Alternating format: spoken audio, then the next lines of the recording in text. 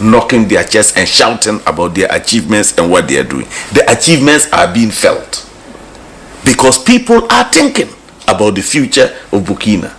People are thinking and interpreting their environment and finding answers to the challenges of their environment. Here, and I keep saying it, in this country, I analyze the politics and make projections 10 years back, 10 years forward to see where Ghana is going to get to. If we do not change and look for think tanks that can sit down to think through our problems as early warning systems, every problem that is known and has been solved in some country will always come to us as a new problem. That's what I mean by paying people to think. All the researchers, go and see Ghanaians outside this country I have met. Go and see what they have been able to do for other countries because those countries are paying them to think. Some of them are not even interested in coming back to Ghana because nobody wants to become part of a talking society.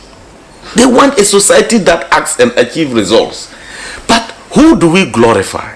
Those who can insult each other on the radio in the morning. Who should take the blame? All of us. Because I keep saying when people say the media goes to do it is not the media. Does the media sleep and just conjure stories? We send the stories to them. Because all this social security, corruption, whatever you are looking at, people are looking for these security outlets because the future is unknown. Who can climb the ropes in Ghana today fairly? Even university admission, people come to their MPs to go and assist them get admission. And when a country degenerates to this level, that politicians are now involved in academic decisions as to who gets admitted, we have a problem. I was in health. I went to interior. I got all the bad press in relation to not allowing these protocol things. People didn't listen. I said, don't worry. One day when you are traveling, you get an accident and you are sent to the nearest health center. And the only person to decide whether you die or not is a protocol list who went to nations training with FFF. That is when you get to know why protocol doesn't work anywhere and why the politician should not be taking decisions on matter. Those are unpopular. It made me very unpopular. Ekosiisen on Asempa FM 94.7. The radio program of the year. Ekosiisen. Are you ready? You are listening to the CMG radio program of the year. Ekosiisen on Asempa 94.7 FM. Let's now do the 27th award for the 9th radio program of the year 2020. The sponsor is the Ghana Journalists Association. Let's welcome the presenter of the award, none other, yours and mine, Mr. Athol Morny, the national president of the GJA. Please, a round of applause. The winner goes home with a memento, citation, and certificate. Ladies and gentlemen, the radio program of the year 2020 goes to Asempa FM Ekosiisen. Well, the host, I don't know who he has not interviewed yet. Congratulations to all of you, the entire team at Asempa FM's Ekosiisen. Congratulations to you for emerging the radio program of the year 2020. Let's do the radio program of the year 2023. The sponsor of this award is the Ghana Journalists Association, GJA. What radio program do you listen to? Is it the radio program of the year 2023? Ekosiisen Asempa FM. Ekosiisen,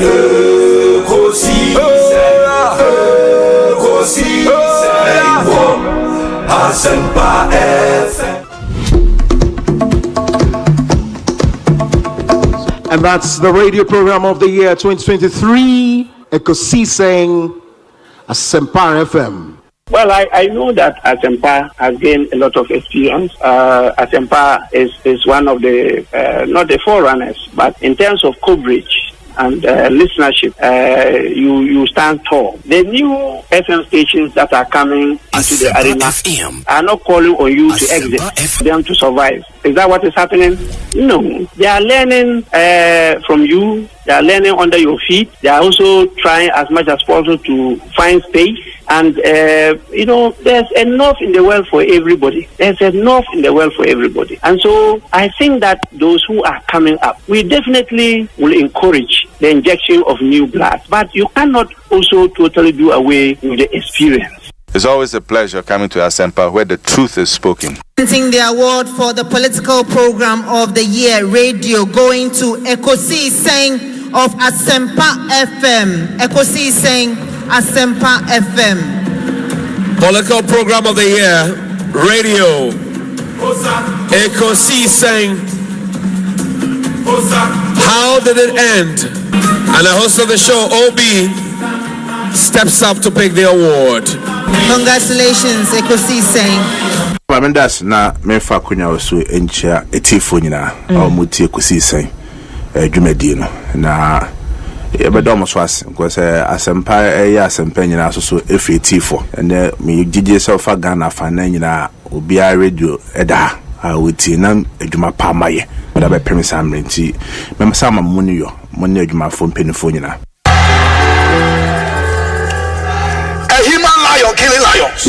Ma mini kai Ekosiisen ma mutin kwa nano enyamwa yedi ashtamu edumapa mo yene award ma monya nigidi pass dance se Ekosiisen Asempa mo so Ghana tebi ma men kebeno mu pia mo ma kweli titru sani amode akan kasa ye adwuma obia wo de bia otiti ase na nsan tu kwan konenam America, New York, Appointing, taxi, I'm fire, not the Paco, or Tie, Ekosiisen, what taxi, no able, one. Now, so, Nina, come with the Enna, Yiadom, Basho, Amamon, Abrefa, and a radio scrum.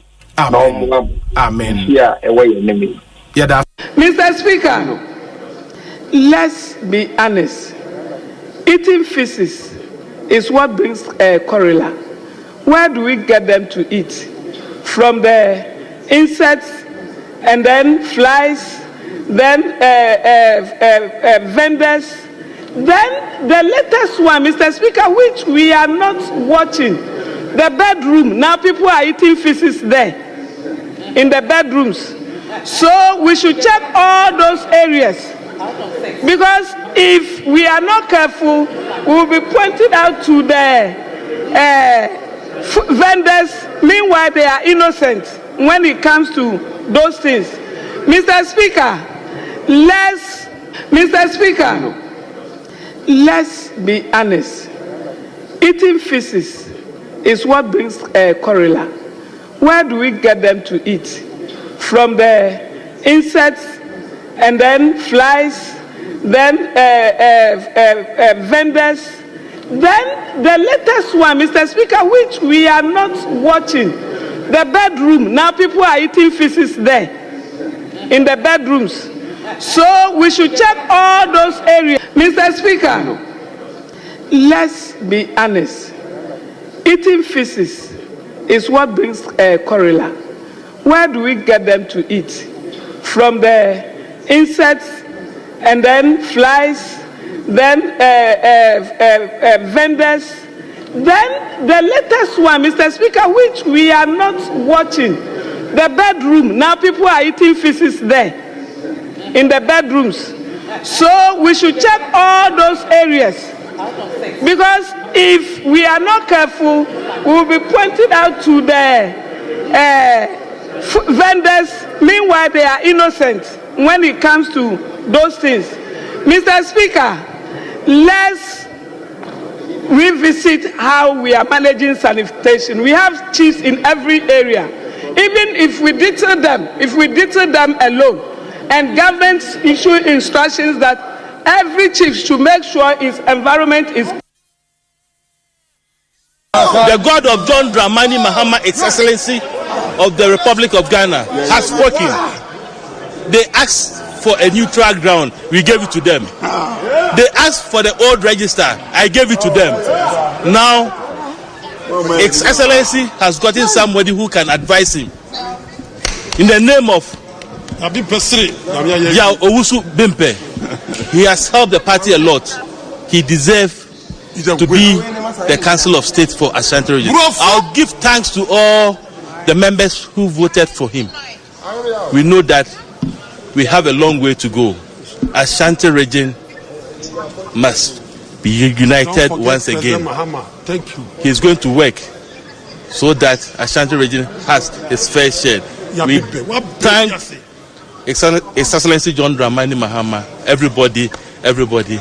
I've lost of words. What does it mean for the NDC? We are moving forward. We are not turning back.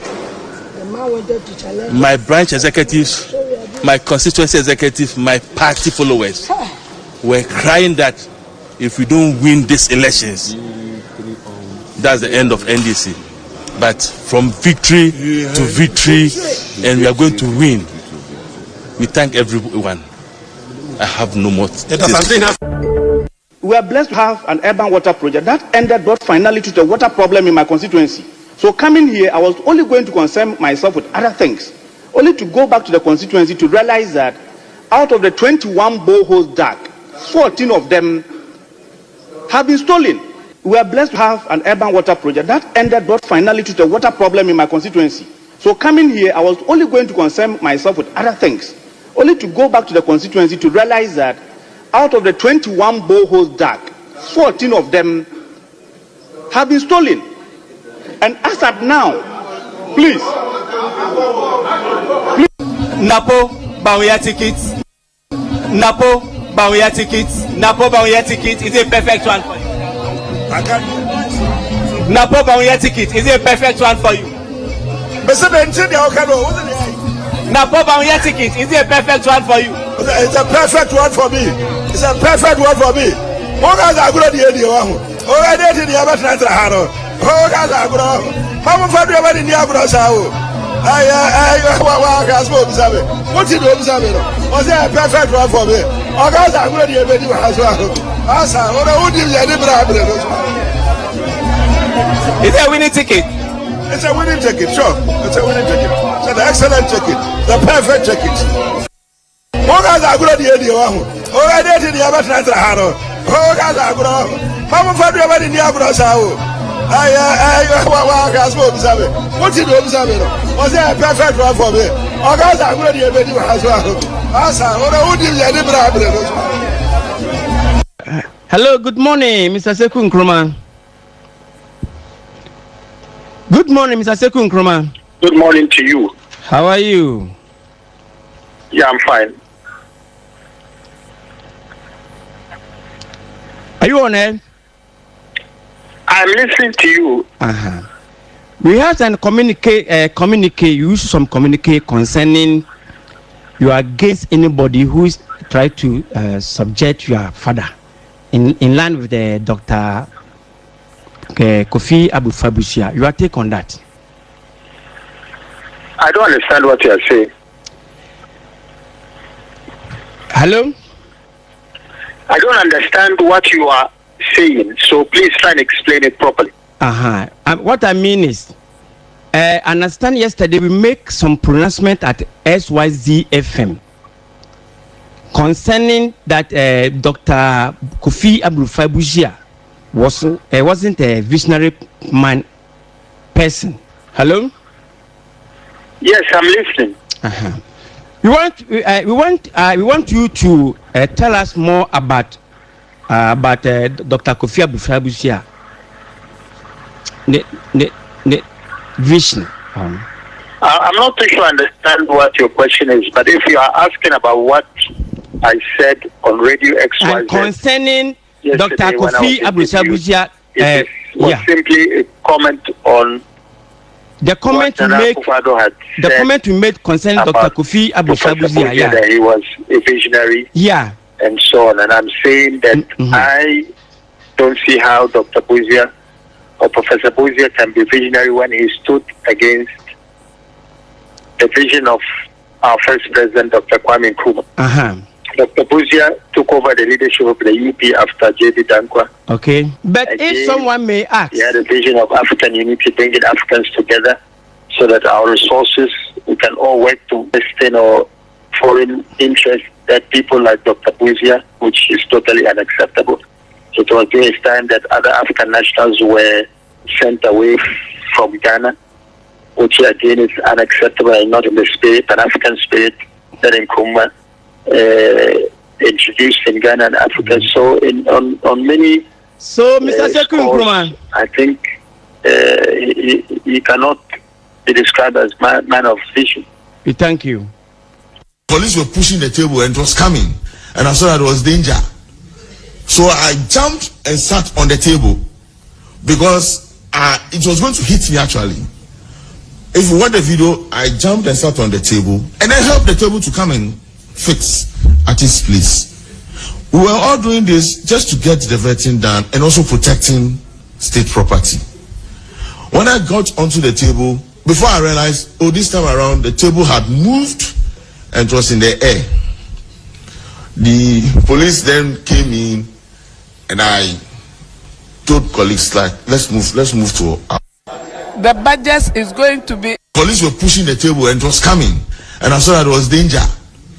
So I jumped and sat on the table because it was going to hit me actually. If you watch the video, I jumped and sat on the table and I helped the table to come and fix at its place.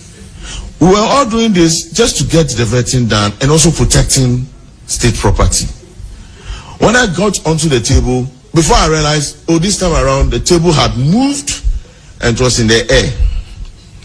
The police then came in just to get the vetting done and also protecting state property.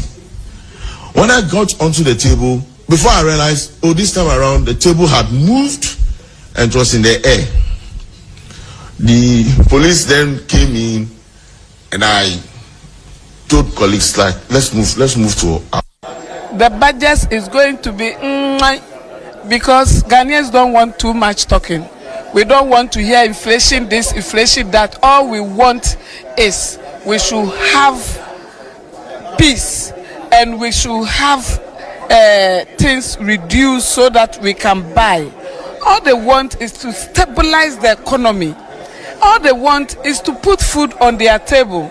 So we need a budget that will put food on our table. We don't want to hear, and the inflation is this, inflation that, and that. We don't want to hear that. We want to see changes in our lives. That is your finance minister presenting about. Yes, we promise to reset Ghana, and the reset is going to start from today because a lot of levies will go off, and we know that will reduce the living cost a bit. They should stabilize the city. That's all we want. So it should be no long talk. I don't believe in long talk. Action. The action to start from today. That's all we are looking for. Right. So you are an advocate for women, young girls. Should you also see the scrapping of tax on sanitary pads?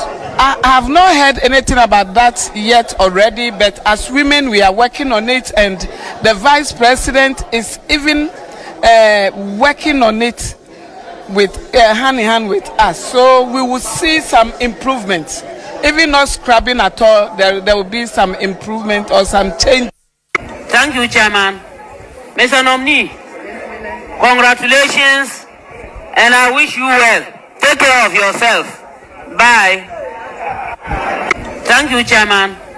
Mr. Nominee, congratulations, and I wish you well. Take care of yourself. Bye. Thank you, Mr. Chairman. Thank you very much. I don't understand men these days. I don't understand. You have one woman. You are struggling to take care of her and your children, and you are going in for another woman. To do what? What kind of cross is that? Why do you fabricate such crosses for yourself? God-given crosses are already too numerous for us to carry. And you are also creating some. Why? God is not aware of that. Well, don't bring that cross here. He will not even listen to your prayer because he has already warned you.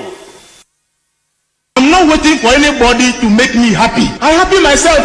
After mass, I don't want anybody to congratulate me. When I enter my room and I take my bottle of club, I open it into the glass.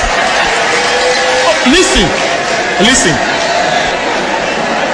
I use the glass to hit the bottle. I say cheers.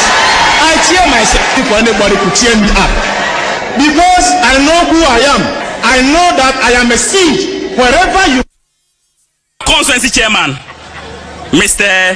Dramani, now wabema a short comment and I say short remarks. Mr. Dramani, chairman of Karachi East Constituency.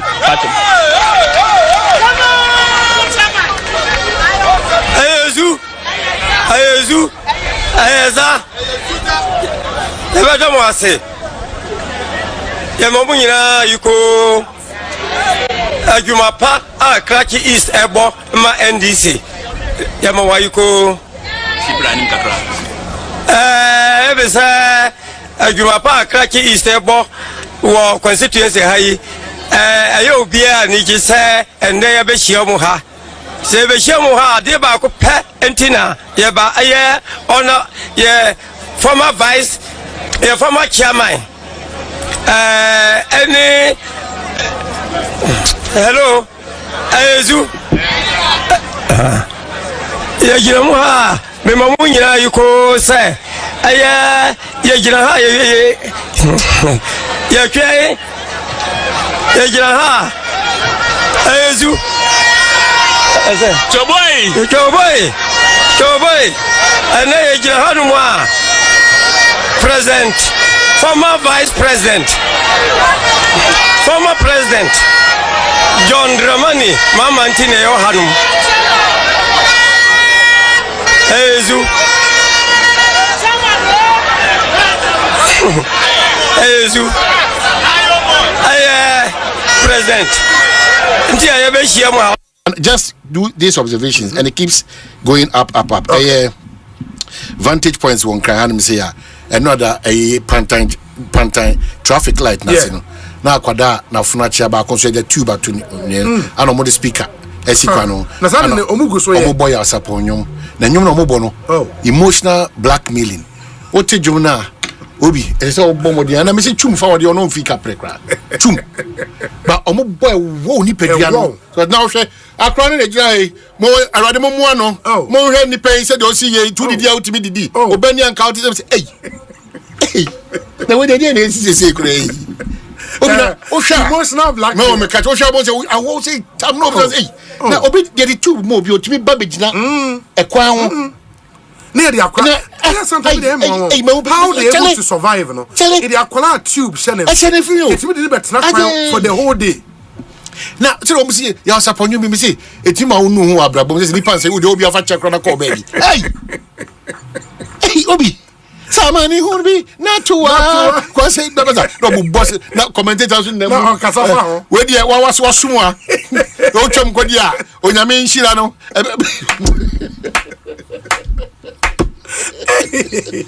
Oma master art no. Hey. Masa.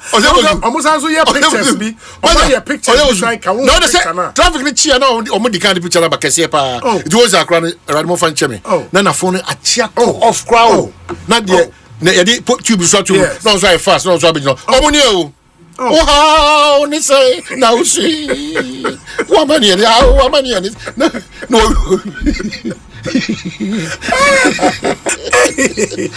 Oma master art no Masa almost answer your pictures be over your pictures like no they say traffic ni chia no omo di kind picture na ba kese pa it was akra radimo fan cheme na na phone a chia off crowd na de na yedi put tube so to no so fast no so be no omuni o oh ni say now see woman here no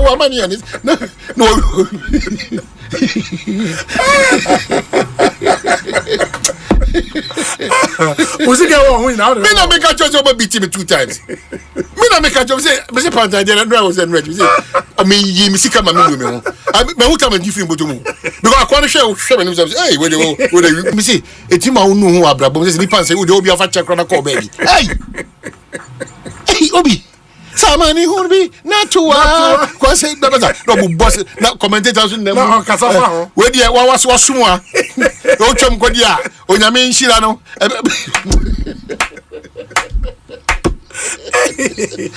Oma master art no Masa almost answer your pictures be over your pictures like no they say traffic ni chia no omo di kind picture na ba kese pa it was akra radimo fan cheme na na phone a chia off crowd na de yɛde tube so to no so fast no so abegyina ɔmo o wow ni say na o see woman here no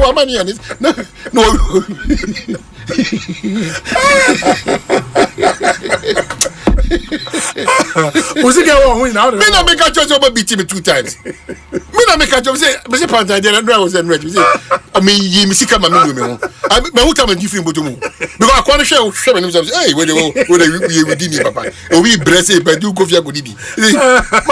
Police were pushing the table and it was coming and I saw that it was danger, so I jumped and sat on the table because it was going to hit me actually. If you watch the video, I jumped and sat on the table and I helped the table to come and fix at its place. We were all doing this just to get the vetting done and also protecting state property. When I got onto the table, before I realized, oh, this time around the table had moved and it was in the air. The police then came in and police were pushing the table and it was coming and I saw that it was danger. So I jumped and sat on the table because it was going to hit me actually. If you watch the video, I jumped and sat on the table and I helped the table to come and fix at its place. We were all doing this just to get the vetting done and also protecting state property. When I got onto the table, before I realized, oh, this time around the table had moved and it was in the air. The police then came in and I told colleagues like, let's move to Chairman, many popular request. Baby, say end the interview with a prayer from you in Hebrew into fire area in 30 seconds. Me pacho. Yah of Israel, 94. Shamak Israel Yehovah, Elahenu Yehovah Ekat. We ahata et Yehovah. Elohika bika luvika. Uvika naveshika. Uvika miyodika. Todi yashach. Todi yashach. Todi yashach. Ekosiisen on Asempa FM 94.7. The CIMT Radio Program of the Year. Ekosiisen. Are you ready? You are listening to the CIMT Radio Program of the Year. Ekosiisen on Asempa 94.7 FM. Let's do the radio program of the year 2023. The sponsor of this award is the Ghana Journalists Association, GJA. What radio program do you listen to? Is it the radio program of the year 2023? Ekosiisen Asempa FM. Ekosiisen,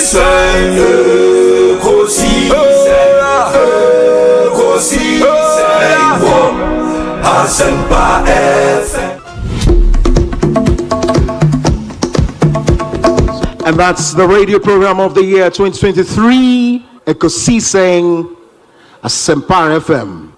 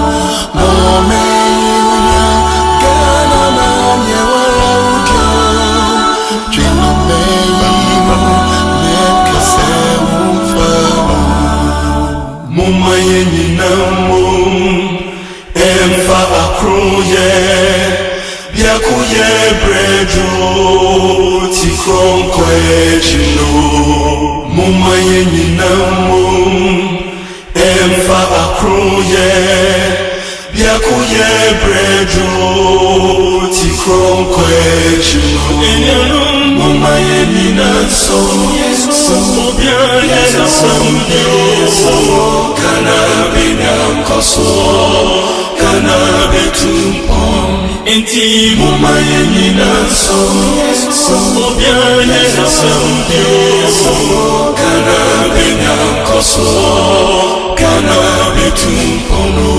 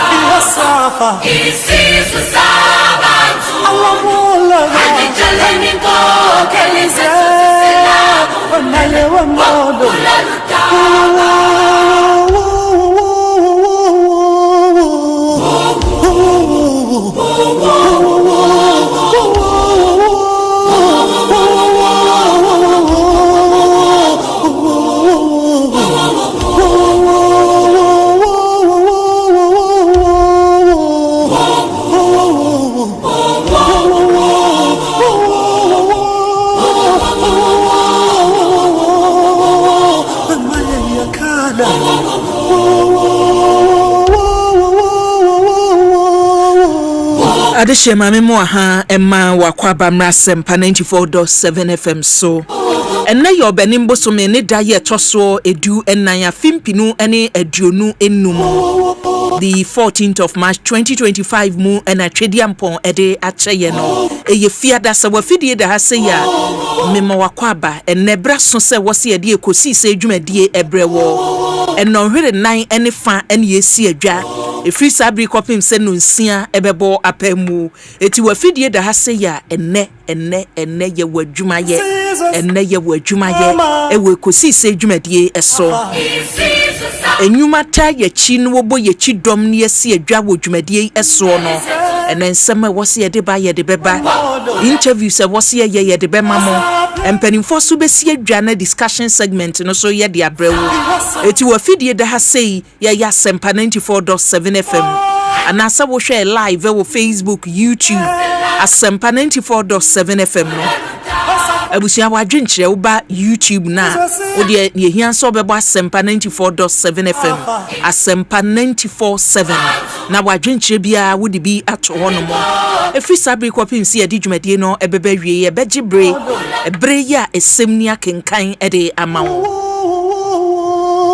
Midi edi akwia Boakyewaa Yiadom producer sebo michidom Dominic Kisiyabua kwakuchum chechie sada so ena Bengazi eni Joel so edi etum live on Facebook and YouTube ena omanyene kwabna santene Philipos ebo nsuso ta mechi den ena dwumadie matumi ede ebremo na ne edapno so ne edi akowie na awotwe ewe Ekosiise dwumadie eso eye omayi prosidom so sahene foforo eye new IGP ya mampani John Dramani Mahama edi nidin atwidwa se free sabri konfie nan ya Ghana fo ato abama no se oni oman nanimu no IGP foforo ya wone no ebeye adwuma ene omo a chese omo a omoto nsa freye omo a womuboja dedem ena IGP we nko na wo sefoforo baby susi o no ye adwuma no onto aso IGP dampare ye adwuma esese wo ye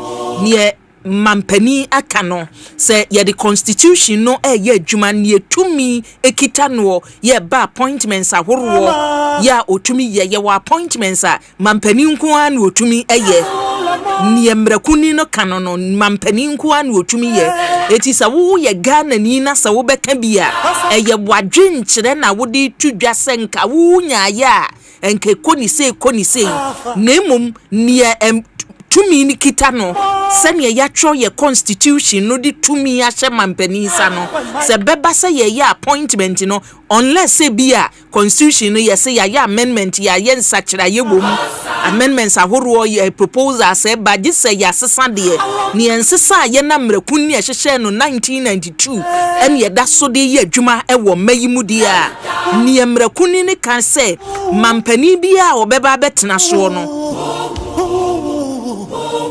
aswafo ni wo beye adwuma IGP ene eba security agencies ahoro no mpanimfo ededa no ntine sa wo hwe enkrata ye aba beto abonten a enye IGP nko ena chese ensachira ba wo prosi adwuma no nko migration service ensachira ya ba ewo ho sada so na prison service ena Ghana National Fire Service ho no mu nyina changes aba eti for the first time oba obe leadi Penia obeda Ghana National Fire Service ano se oba ebeda no afei ene yatibie eti miaya hodo ansacha yaba no ene maka se wo betumi akere wadwen wo betumi aka ne ewo oboso wo betumi ede aka ne ope bia so media bia anka misusu se enke ma weitu aso anke beboa ye ma weitu aso anke beboa but ye kan nyina wia ne wia na boboa no eye mampani na odi oman nani eti nem mampani John Dramani Mahama chese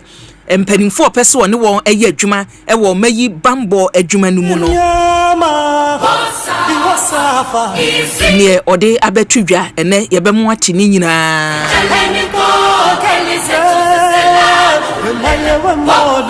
ene ba bia de ye ni behwe pa we Ekosiise adwumadie mo eye ye mbambo ensemu new IGP a waba 40 years experience 59 years.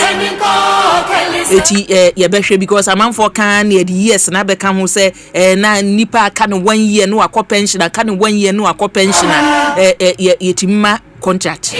Eti die na be koso after 1 year no abusu am say enne ye won komotwetwen ewo IGP George Dampare, Dr. George Dampare ya wode na dwuma abawie ye mampani se baby ode aso na eye baby ode aso na eye onyamu ewo ho no mo na say discussion we wo mu a be top no so na Ghana fo aka bia dwenkyere no aba ewo mu ana asa akoda din se ye bemma se IGP bi betena so a se nim ze mampani ye wo mfie na wo mayim mfie na no achi no wo another 4 years e wo ho enu nti na Ghana mampani o tiso yi oba for the first time 4 years o wie ye neka na another 4 years watumi akwasan ba bio so wo fo bi te se mampani na nado mampani dada na nado anase mampani dada John Ejekum Kofo a omo 4 years no watwa ni mpre nu so awie 8 years eti on to me nsa mabio eti nke beye se ye benya se bia IGP bi betena so a wo mfie nan no so ya ye ntumi nyino because mampani dada meka mampani dada nanado na breso IGP ni say ehokra de change bi mampani no a not so no o yibi san yibi side foforo bai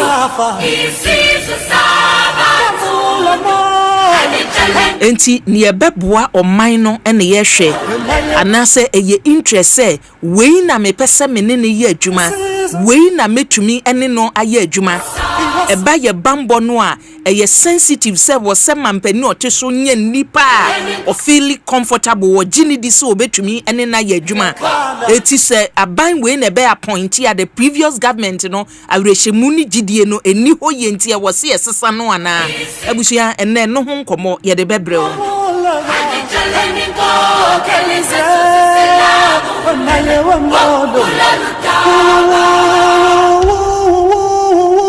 abusia nsem bi kan we ho na na yesi adwa bo ekosise adwumadie so ye de bre wo wadwenche wo ko YouTube Asempa 94.7 FM adwenche no betumi ade bi atoa me age ebre ni akenkan ade ama na ne enwanwa wo IGP fofora yayi no ehon na abusia enche wo de video no adaroma Benghazi ade bi betumu no wahwe enne police headquarters wabra IGP fofora yaboni din sese wanya koji we hwaye wie wakoma mpani atran we hwaye wie etine chese adwuma no wahya ase a ne sa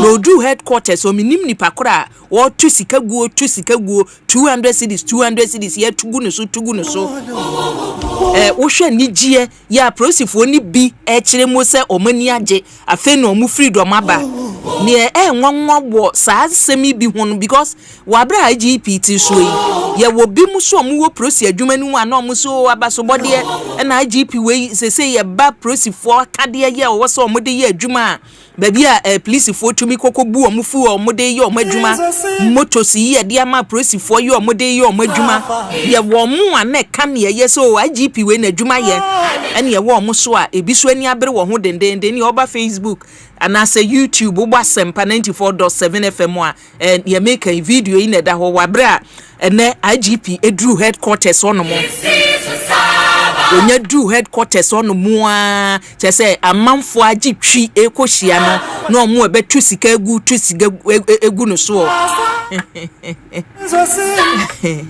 Ghana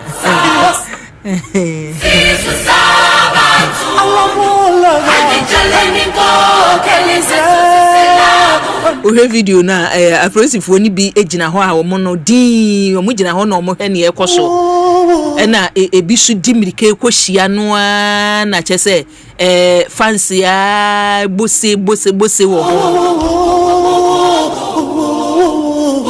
bani nyina no si ebebose si emose no se ukosi seka ombeka cho se memanti enye minti memanti se ye bedwen wo man ne ho kane ye decisions a ye beteki ye bibia ye beyemu no ebeye ye manti enye ye ntia eno ni ye Ghana ni bi ehwehwe eno na Ghana ni bi ehwe ni mu se beboa ama o man no akoso eti abusua ba bia wutie ye free enne bia na se ba bia wo hwe ye free bia no Asempa 94.7 FM ya de Ekosiise dwumadie no ebrew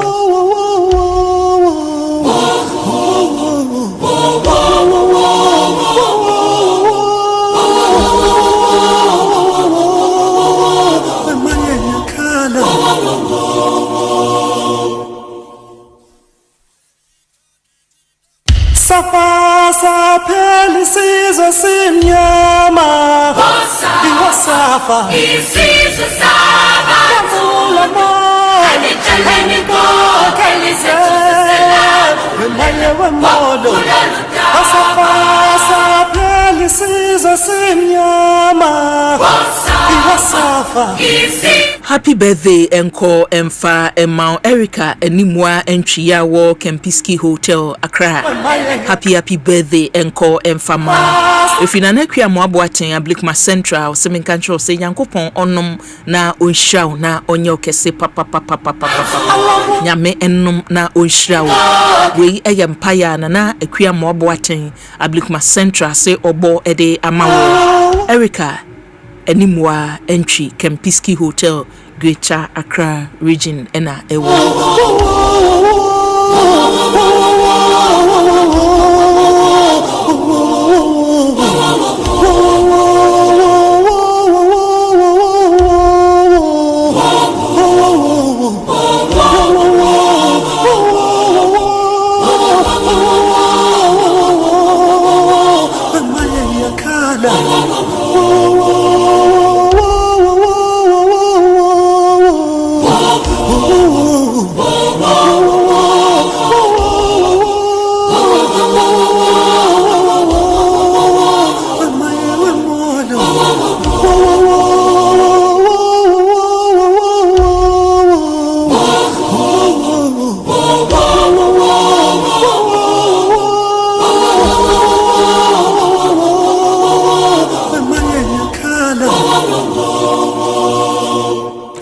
Abusia mamemfa krata ifi mampani atena ye aba sene medical ede atu anim se ensachra aba ewo eba bambo adwuma no emu a immigration service na ye kodum adwuma no Ghana National Fire Service na Ghana Prison Service and sachra yaba empanimfo a wodeda sa bambo ekui ano na mamemfa ensachra ya aba en krata ifi mampani atena ye ya kasamafo ema mampani John Dramani Mahama nensa ehyasie Felix Kwachi ofosu emrahebedwani ena nensa hyasie kasamafo na krata na semo a wode twudwa nyina ne se mampani John Dramani Mahama abom panimfo miensen edin se womwa ema bambo enkoso ewo mayi bambo adwumanu mu ne edikan eye Ghana Prison Service New Director General ya woko Ghana Prison Service eye DDGP3 Patience Bafoboni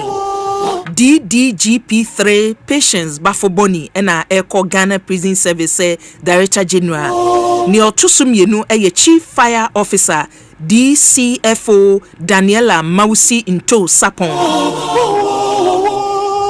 DCFO Daniela Mausi Into Sapon ekoye Chief Fire Officer Ghana National Fire Service Jumanu emu ena yeko Ghana Migration Service so a Comptroller General also mampani abonidin ewo Ghana Migration Service ye DCI Samuel Basintele Amadu DCI Samuel Basintele Amadu etimpani form yensen enne se wi IGP foforo ya mampani edinidin atudwa ye new IGP Christian Tete Yohunu sa wode ono ne de no eto nchen a empanimfo miensa wo mo so mo de aba eno no Director General of Ghana Prison Service free sabi ko DDGP3 Patience Bafoboni and the Chief Fire Officer Dumja Jumanu Penia wobeda no DCFO Daniela Mausi Into Sapon na chese uko abakose mudumja Jumano oba odikan obe Chief Fire Officer DCFO Daniela Mausi Into Sapon na penia on so Eko Migration Service Admekonum Comptroller General so DCI Samuel Basintele Amadu ɛno nso ɔkɔhwɛ akyi eti mpanimfo a mampani se obetumi ene waye adwuma eno no ene medical ka hye wo se tumi no ne ekita no yo tumi yes appointments we no until sense sachra ye beba no mampani no teso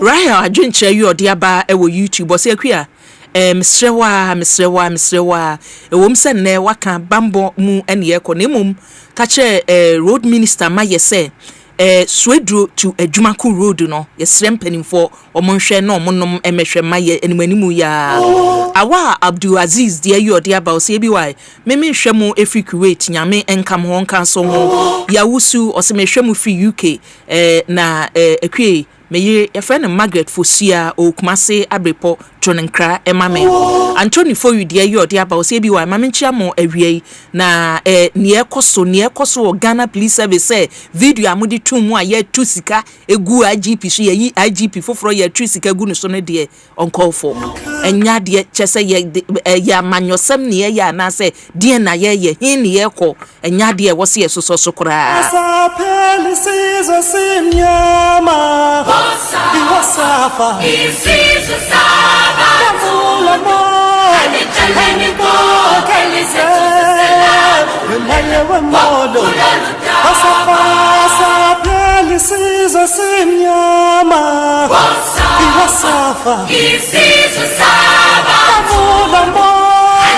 Abusia mame nkwa homa so na ye nhye nkomo twetwen ase ne edikan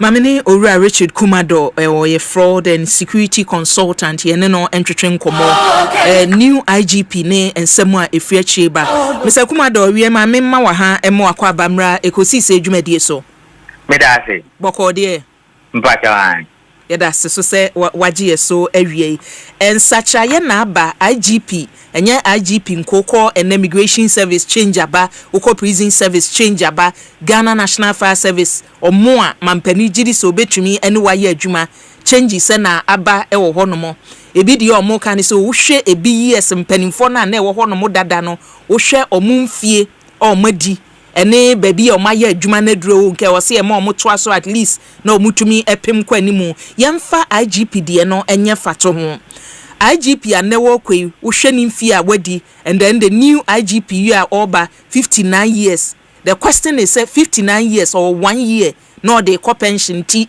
say ye beyi no sa fei no obeye IGP eno no eboa yen ewo ye bambo adwuma no mu okay and so share your honor as a person why police adwuma throughout his whole life and he has always been in charge of the most of the operations omoye and enye afina oba besia adwuma no and in any case me is very exceptional because can not down pariye IGP ni na ono no ye the head of many of the operations and he's overqualified to even become an IGP and our year adwuma as an IGP just that enye official position.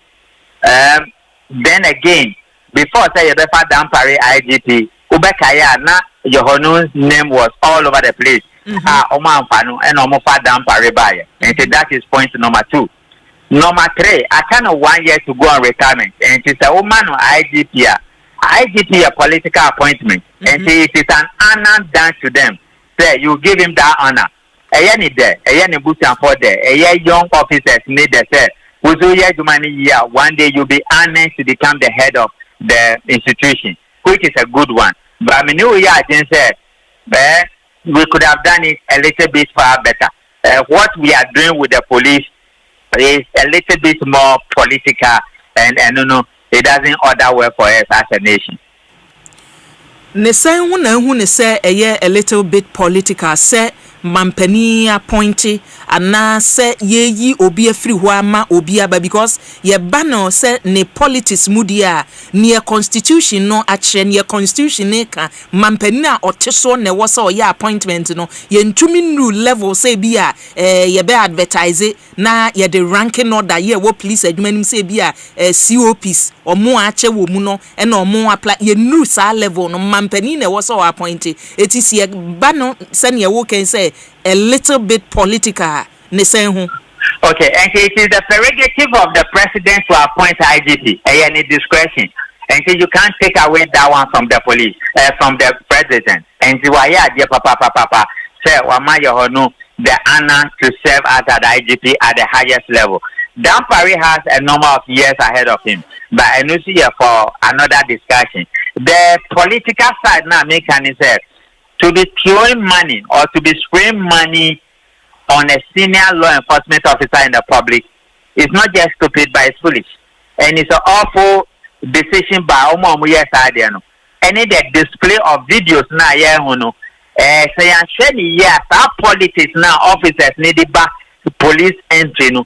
Man share ya be how because I know na no be na I had Dampari and I ne your friend the cardinal sins of Dampari, but we sure that aspect of it is political and they should not happy. One day finance minister could come budget, which is a normal practice for every finance officer. Or could do the office back up. Mami be pay and or ye Ghana flag and I ye the more beer say ye be shan or outside. Now I'm on Tunyum, they say why there be and see that and now say it has never happened before. And next finance minister is in some level of trouble, say he has been declared wanted and many of those things. Young guys side there, law enforcement officers. It is the prerogative of the president to appoint an IGP. And if the president appoints somebody, young guys can achieve any insinuations and insults and conspiracy and ganging up against ourselves. It will haunt them one day and they may not have anybody to speak for them. I feel na Matthew Honase say Beba say yes, appointing new IGP. Na a police officer na say police officers betimi e de cameras esi omanim na ye twa ye ho omu twa omo ho ye police for known faces e kire say afei me freedom aba eno no na hu ne say da bi si e to aso e be ha yen. Definitely, and it's not just excuse my language, it's just foolish behavior and they need to be punished because in about onim say before say be election okay pepra and the issues that people raise about Pepra, okay, those issues. And next, the president, chief of staff, and is the prerogative of the president to do it. Not so just a cockroach with their guns shooting guns into the air. Say an enemy has been taken away and their freedom has come. Do you know the meaning of that? It is awful and it is disgraceful and it is a bad behavior. We should not be promoting it within the law enforcement agency. It is a very bad thing. And now, politicians now run inside. And then, Obia Odini Bebabia as an IGP, that trap was very top. The tendency is it is very high. And they need to be sober and be looking at the reflections of what they have done as a police force over the years. Any challenges, and the Uche president, any the advice or demand the IGP and the responsibilities or demand those are the things we need to be asking ourselves how to fulfill them and not to be throwing parties and running over one another. I saw some of them even falling down on the floor that a car would have run over them and people were spraying money on my uncle Yono. It is foolish behavior and they need to be punished for that. Na ye can who say police for no jubilate no omo nsem omo kan when they say afei ne freedom aba na before IGP we ye bebo ni din kura say onkoma from rain no na police officers ni bi su nwinwi o e bus promotion junior officers ni bi ya promote omo bi wo hono maye omo wo complaints ahoro omo ye from wo baby a wotie with the knowledge wo bambo adwuma no mu no ye ka say sa IGP a okwe IGP Dr. Jordan Parry na dwuma a wo ye yemfa ntonsen ye so ne yenhwe because ye wo mo a omoka o obe robbery akofom obe langas akofom obia wo ne de oka mo a mo wo bambo no mu no mo hu na dwuma ne sen me man 7/10 and right you me man 8/10 I mean 25 calls they wanted to kill me but me man 7/10 I have followed this job for almost 30 years. I have done it across the globe. Dampare leadership, the frontline leadership, only your were the same leadership. So they need to bring the police to the public. Dampare the discipline buyer. Some of the cardinal sins of Dampare, anti-robbery department, any intelligence police department now setting it up. Then the third one was the payroll of the police already banned the office. No, now Mafo had issues with that. Meaning said media 4 has issue with Dampare because he censored that all communication should come from Accra. And ever since Kwesi and Tete and Kofi and Dankwa left the place, more issues about the communication department, the corporate affairs of the police, which is something you will not need to face as quickly as possible. Then again, there was issues about promotion. Among Kofi said Dampare has been to abolish and has been unfair to some people. But I mean, some maybe were police headquarters. Within 3 months, you have promotions about 3. And I just promoting to become a COP in order to become an IGP before they overlook and brought Dampare. Some this accounts and as a reception. Almost promoting very quickly within the shortest possible time. And then all handed the senior office within the police hierarchy. And yet Dampare in a year. But Razak Osman, the national security coordinator man, the promotion delay over 10 years. The point I'm making is a cardinal sin of Dampare, but it's not peculiar to only Dampare. When you go to immigration, seniors were promoted over seniors. When you go to the military, one of their problems they have very seriously is why juniors are promoted over seniors. We need to look at our security agencies again. Now, what are we building for ourselves as a nation? Dampare has done some. He has created many mistakes for himself, but he has done some. My uncle Yohono has always been there, and they are all bad. We should not create an issue that one person is a devil and the other person is an angel. Then we are not law enforcement officers. We are politicians in political colors in a uniform. Because whether you voted for NDC or you voted for NPP, the day you, so we are director BNI, and now we are IGP of the nation. You are no longer partisan. You work according to the standard procedures and you work according to the procedure and the processes of policing. And then next, the president is demanding from the IGP 21st century professional policing and intelligence gathering. When it comes to intelligence gathering and 21st century professional policing, you don't get it from NDC or NPP people. So that is what we need to guide ourselves against. And I don't know what has come up for these people joining the law enforcement agencies with this bad behavior about many of the things we are seeing. It is awful and it is not helpful. And it doesn't help anybody's interest. And Yama Wabobo Sui say IGP Fofra Waba or Hasei was so sheye bibi what can be bako near the PR department and I say can say communication department of the Ghana Police Service and penimfo a wobobo omudin to say mpanimfo bebre omo a omo retire ne fiatenge ni omo aka omo nyina akokotena afie no wa kan say wo se ohwe ho no mu ye se wo se ye open emma mpanimfo ededa prosi adwuma na no ewo mensin ahoro police commanders no omo sutumi kasa ana se sa system a former IGP de ba se da bi kasa no se kasa bi be koso agese nkran ha sei ana agese ono na tena ye ne be free aba no on maintaining such a be important na say wo say ba okay sir time Kofi for reward the corporate affairs department of the police meaning about I don't know how many years you have been in journalism but you know it was all right anamibwa that Freeman Tete Baye who took over from Kofi for were you guys having problems? Dankwa was at the CID block. Almost everything you want, you will get it from him. But along the line, there were problems. Those are administrative issues, and those are internal issues of the police. They are the best people to resolve it. And if censoring it is becoming a problem, then reasonably, Ebehian said he would do something about it. One of the things that President Kaya, besides intelligence gathering, 21st policing, and many of those who are also can about welfare of the police and how they will work in line with supporting national security fight against terrorism.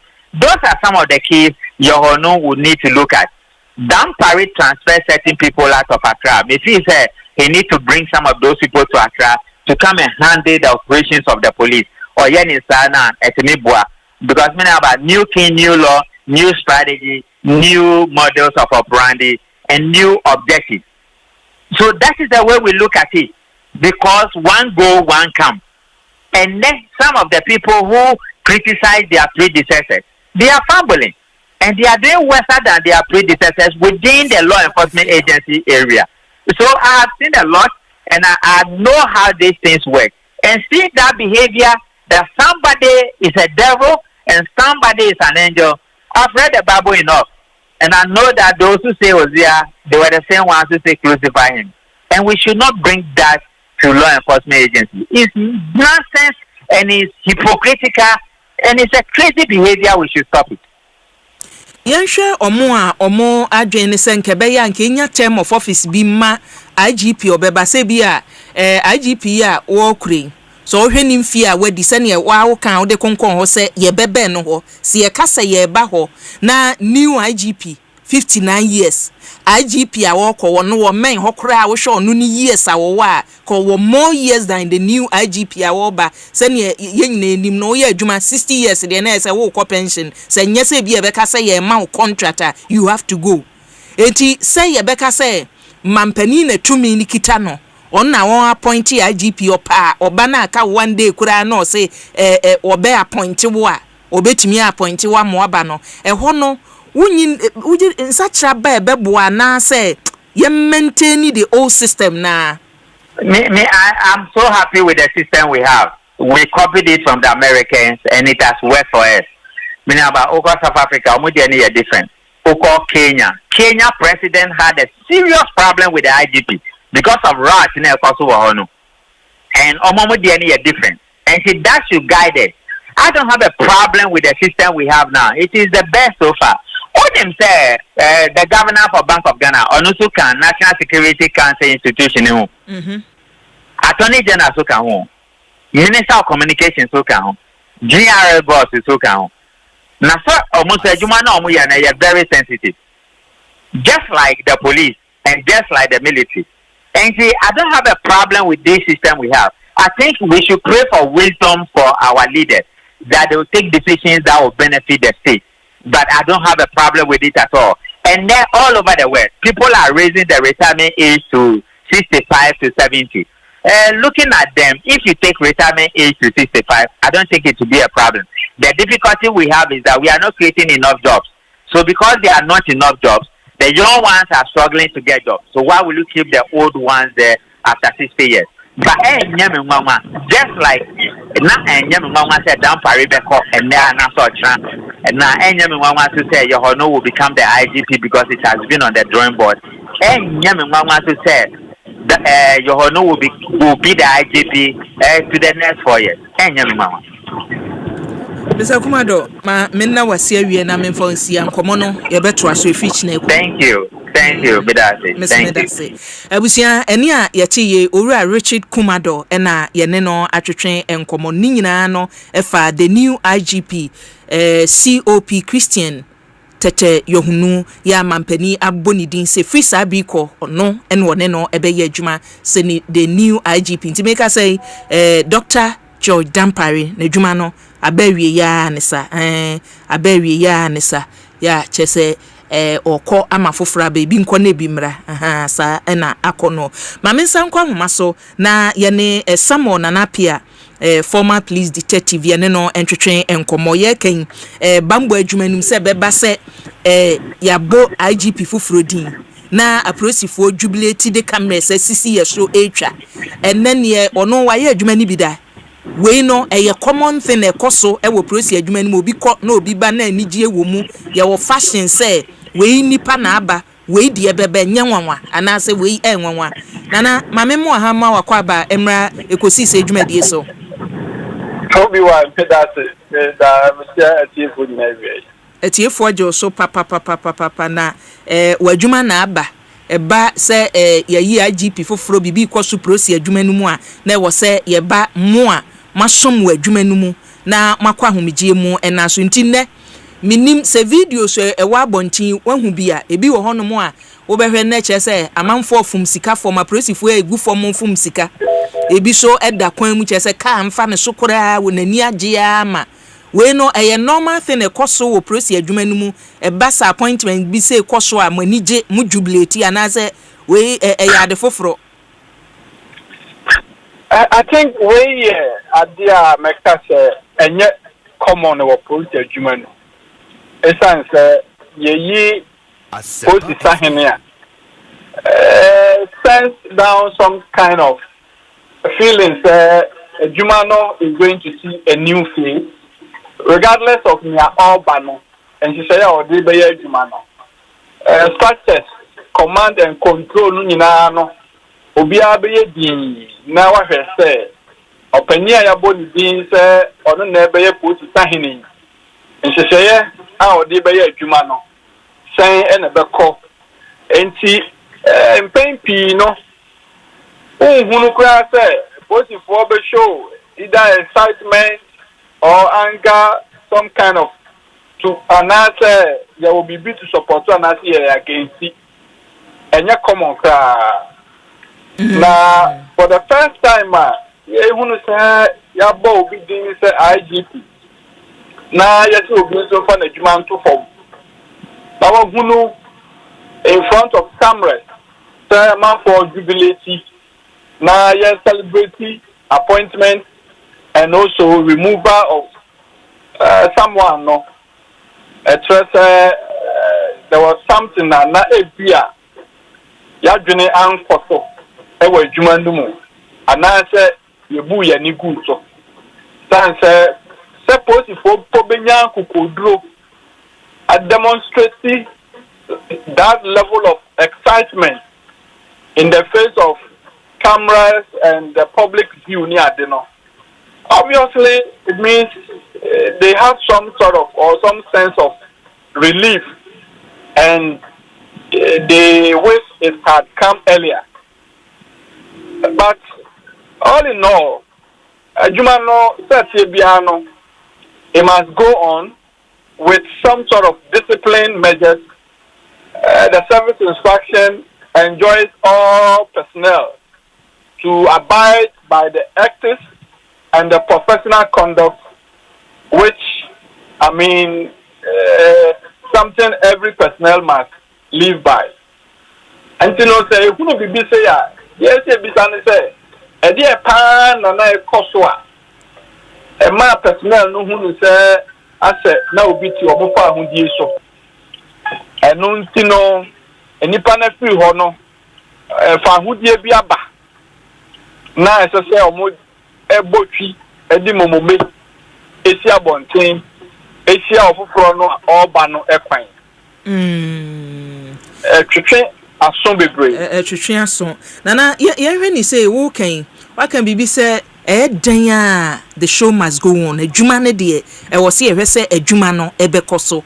Eti se nipa no ko se foforo kwame wo bi aba o e wo se adwuma no koso ne ade jubilation yi ben na ade yebesi asem bisa so se IGP a all kure na adwuma mo ama wo prosi adwuma no mu da no muhu na adwuma se na adwuma a wo ye no ne kwa so a no anase muhu se bi a o hya ase no no nam kwam edu ba bi niema chia kakra nti ebe enu nti na ebi ebe ma amanfo ani age so yanya ye freedom anase toda so edu ba bi a na nipa no ne niema bi an discipline act bi e ekoso a nipa ne se misi ano kwan nti wo kọ na obi ani age emu de he na uhu ne se IGP okoye ha wo fom ye ha wo ye ni yie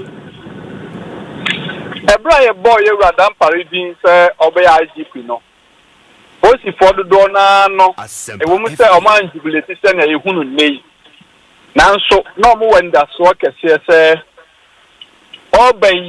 obeyance try be bring it's say a youngest commissioner ever and I want your position as an opportunity to serve as IGP. And to quite of far so no so any were human no more a bra oba qualification on the bar yeah. And Ebra Obe commissioner and the level of what drew no. na anidaso no wo ho se obema sa kwanya no ama emabunu mante mabawe wa adwuma no mu no asabio omo anya degree ene masters ansa no mawura mu no omo nso ebenya opportunity ni bi na omo rise up to the level ono nso so ewo no. Unfortunately obaye no asase no na se nka obeye biribi saa nti amadodo no a de ani gi na chi agitu mu se yebehu no se obeboa ama personnel no growth ewo mu ni welfare no aye very much sustainable. Now so echia kakra na afei niema bi odigu akwamu no ma no so affect a lot of personnel no. Both adwuma no a chain of command. And every sector, every unit biya no openi odano no ekwan obeye na adwuma ama wo ma se na se ehunu adwuma no amoye no how amani diatie anyhow amo so asetena mu hye ko nyina no openi no ne adwuma die na ebe chere ene se na benya impact e wo mo so. Unfortunately no Koban say ase Mr. Yiadom parene mpanimfo ni bi ayonkofa no na no nso so ewie peye enti ma extra go down affect a lot of the junior rank Asempa FM enti koso ono ano na fei dodo ono ano abamu abu se opani ni nti se ya ode eye adwuma yi the style of leadership no nya dia boaye honor red flag no start to say a show anti commissioners no kwa no a forming police management board no afei na ya kamya kwese unni mafa meet me no enye adwuma meetings bi o ha menfro ma o metina mu bi metese wa ye biribi na you didn't seek my express consent. And also so men say was here Emma. And the san ye men no Emma when you phone bebre enya w menasepo.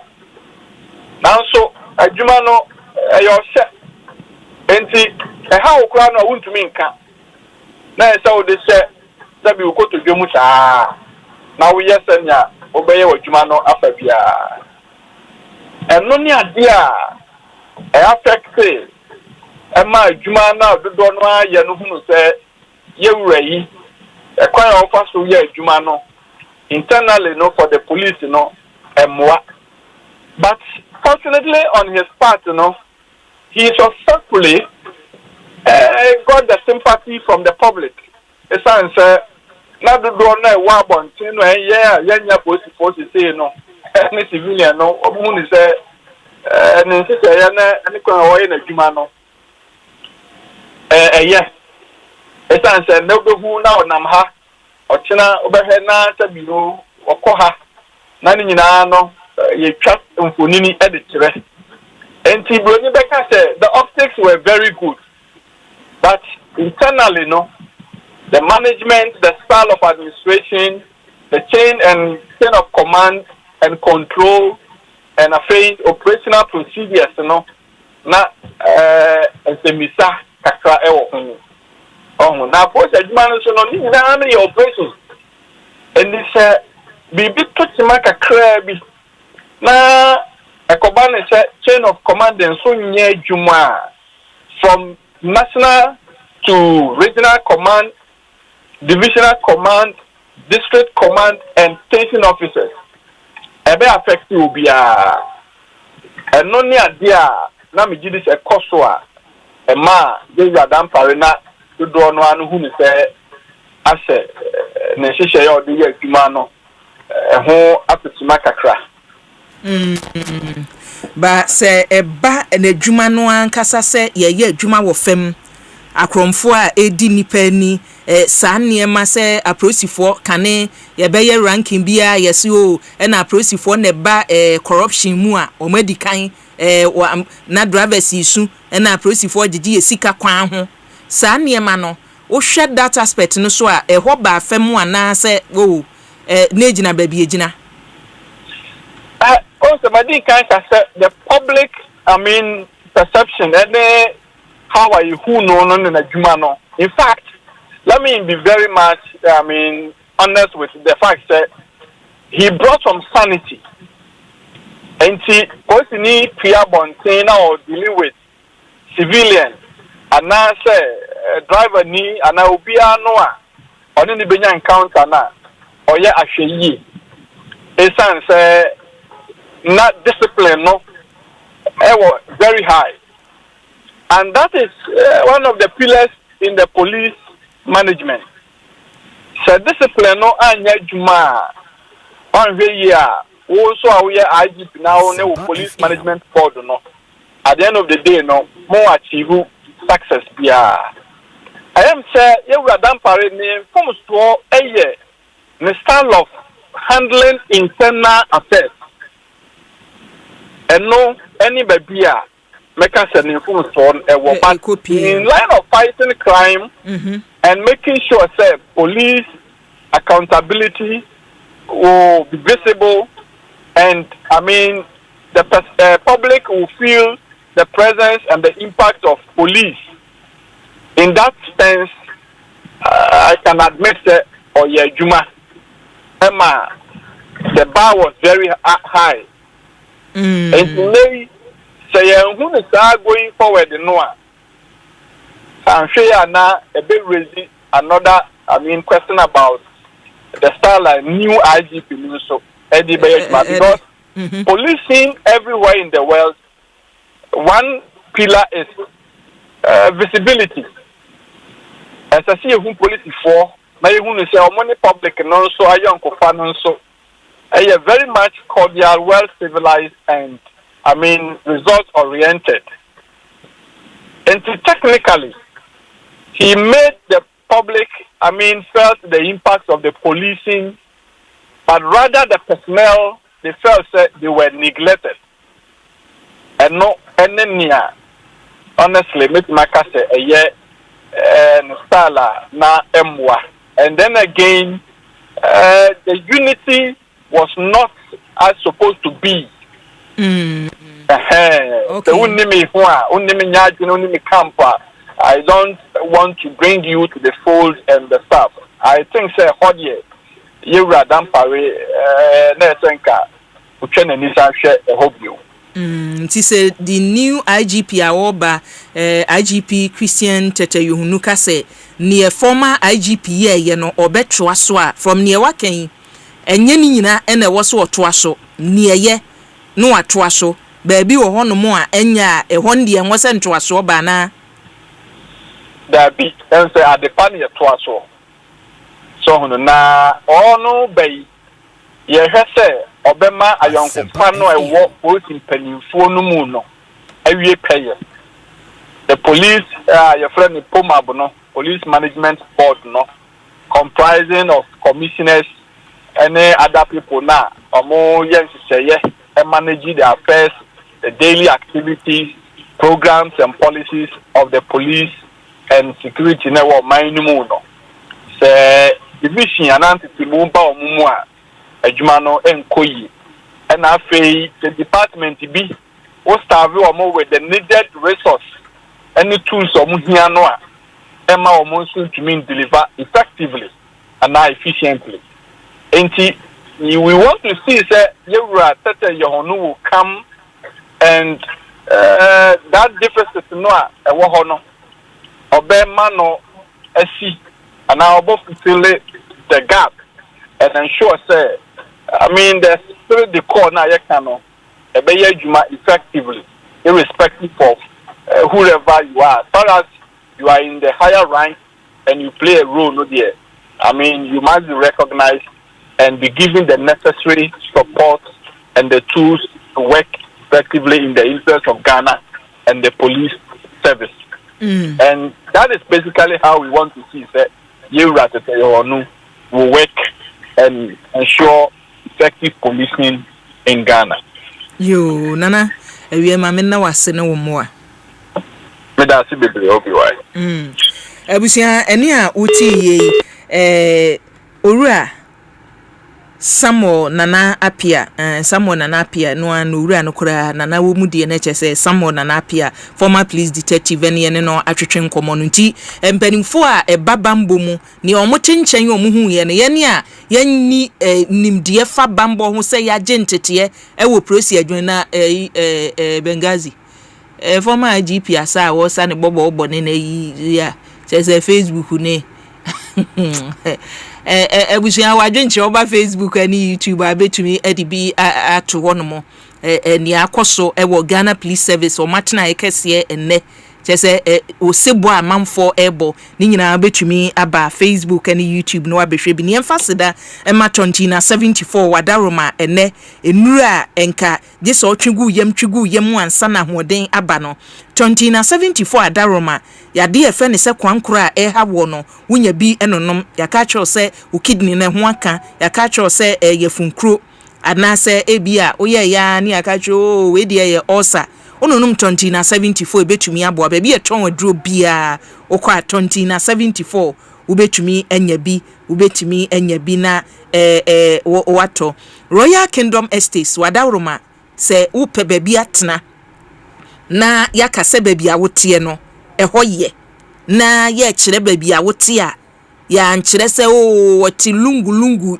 toda man for pesa attend lungu hall baby no oti o dabi se lungu kra na eba na demarcations ayaye wo hono mo environment ye hwe ensuo nie nkane nie na se won se baby awote no baby wo kra du asase no level no kra se na esitie no e ma ho ya akono keke sa estates ni bi ena Royal Kingdom Estates wadawroma okukurusi wo no mo anu hu se yakukuru dan yasi wo ena wufra brochire ba enfra brochire mane mepechi obi ende enye so ofri Ghana akora na wo kona akopechi dia se honye ikuru na emum se wo ba wo maimu na wo bepechi ntu de oba no apekakra to ho Royal Kingdom Estates se wo pe baabi a wo lodge for bebo so me ne e ka ho se ye be ma wo baabi ama uchese watumi atena holidays no wa feel comfortable nti bobia anhyeda ha wo hye baabi kolem obi akra hu se waba we so aba na yese wo kwa no enso ho eti Royal Kingdom Estates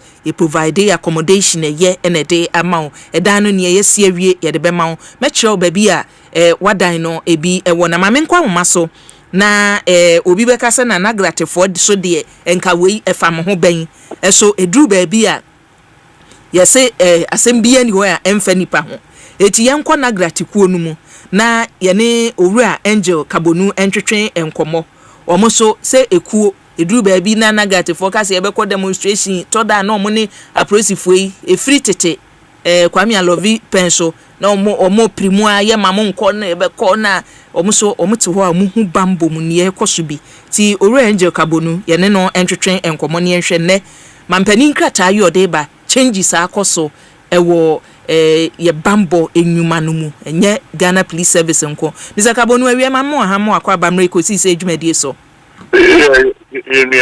boko de ya me adom ya tiafe ye de nyame ase se na asem be ya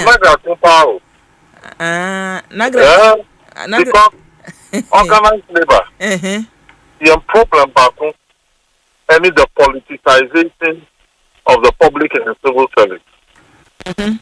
And that for professionals to work well in this country, political parties, when they come to power, they should hand off the various public and civil service organizations.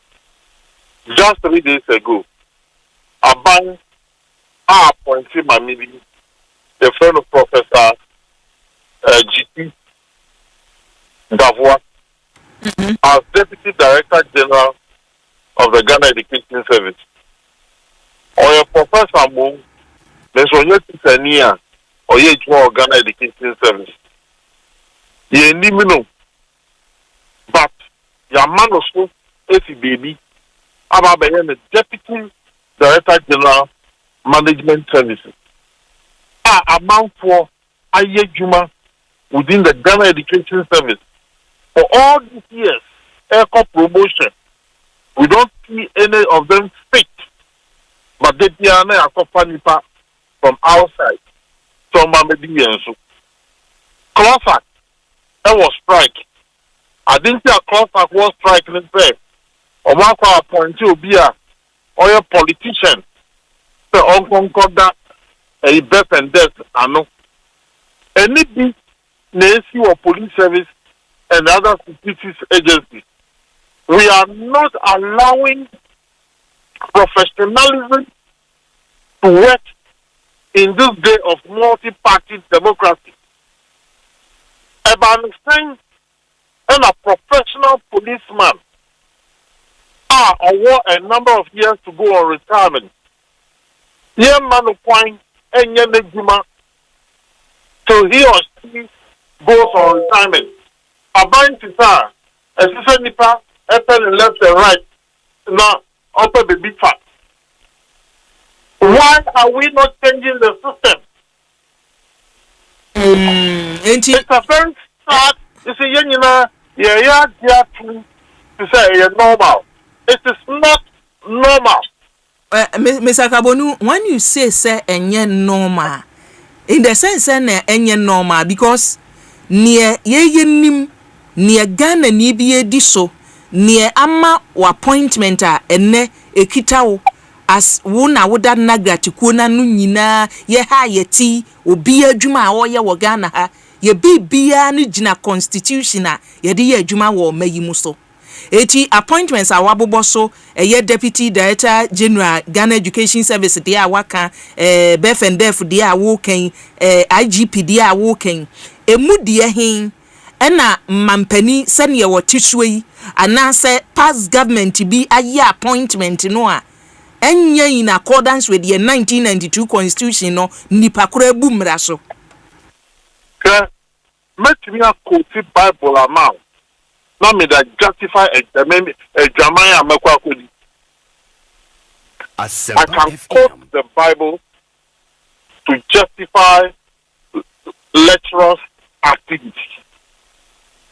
I can even quote the Bible to justify murderous activity. So, when we take advantage of a document, a friend of constitution, you say, the two about a UB, the person should be of sound mind. I didn't say yes, sound mind. It's like,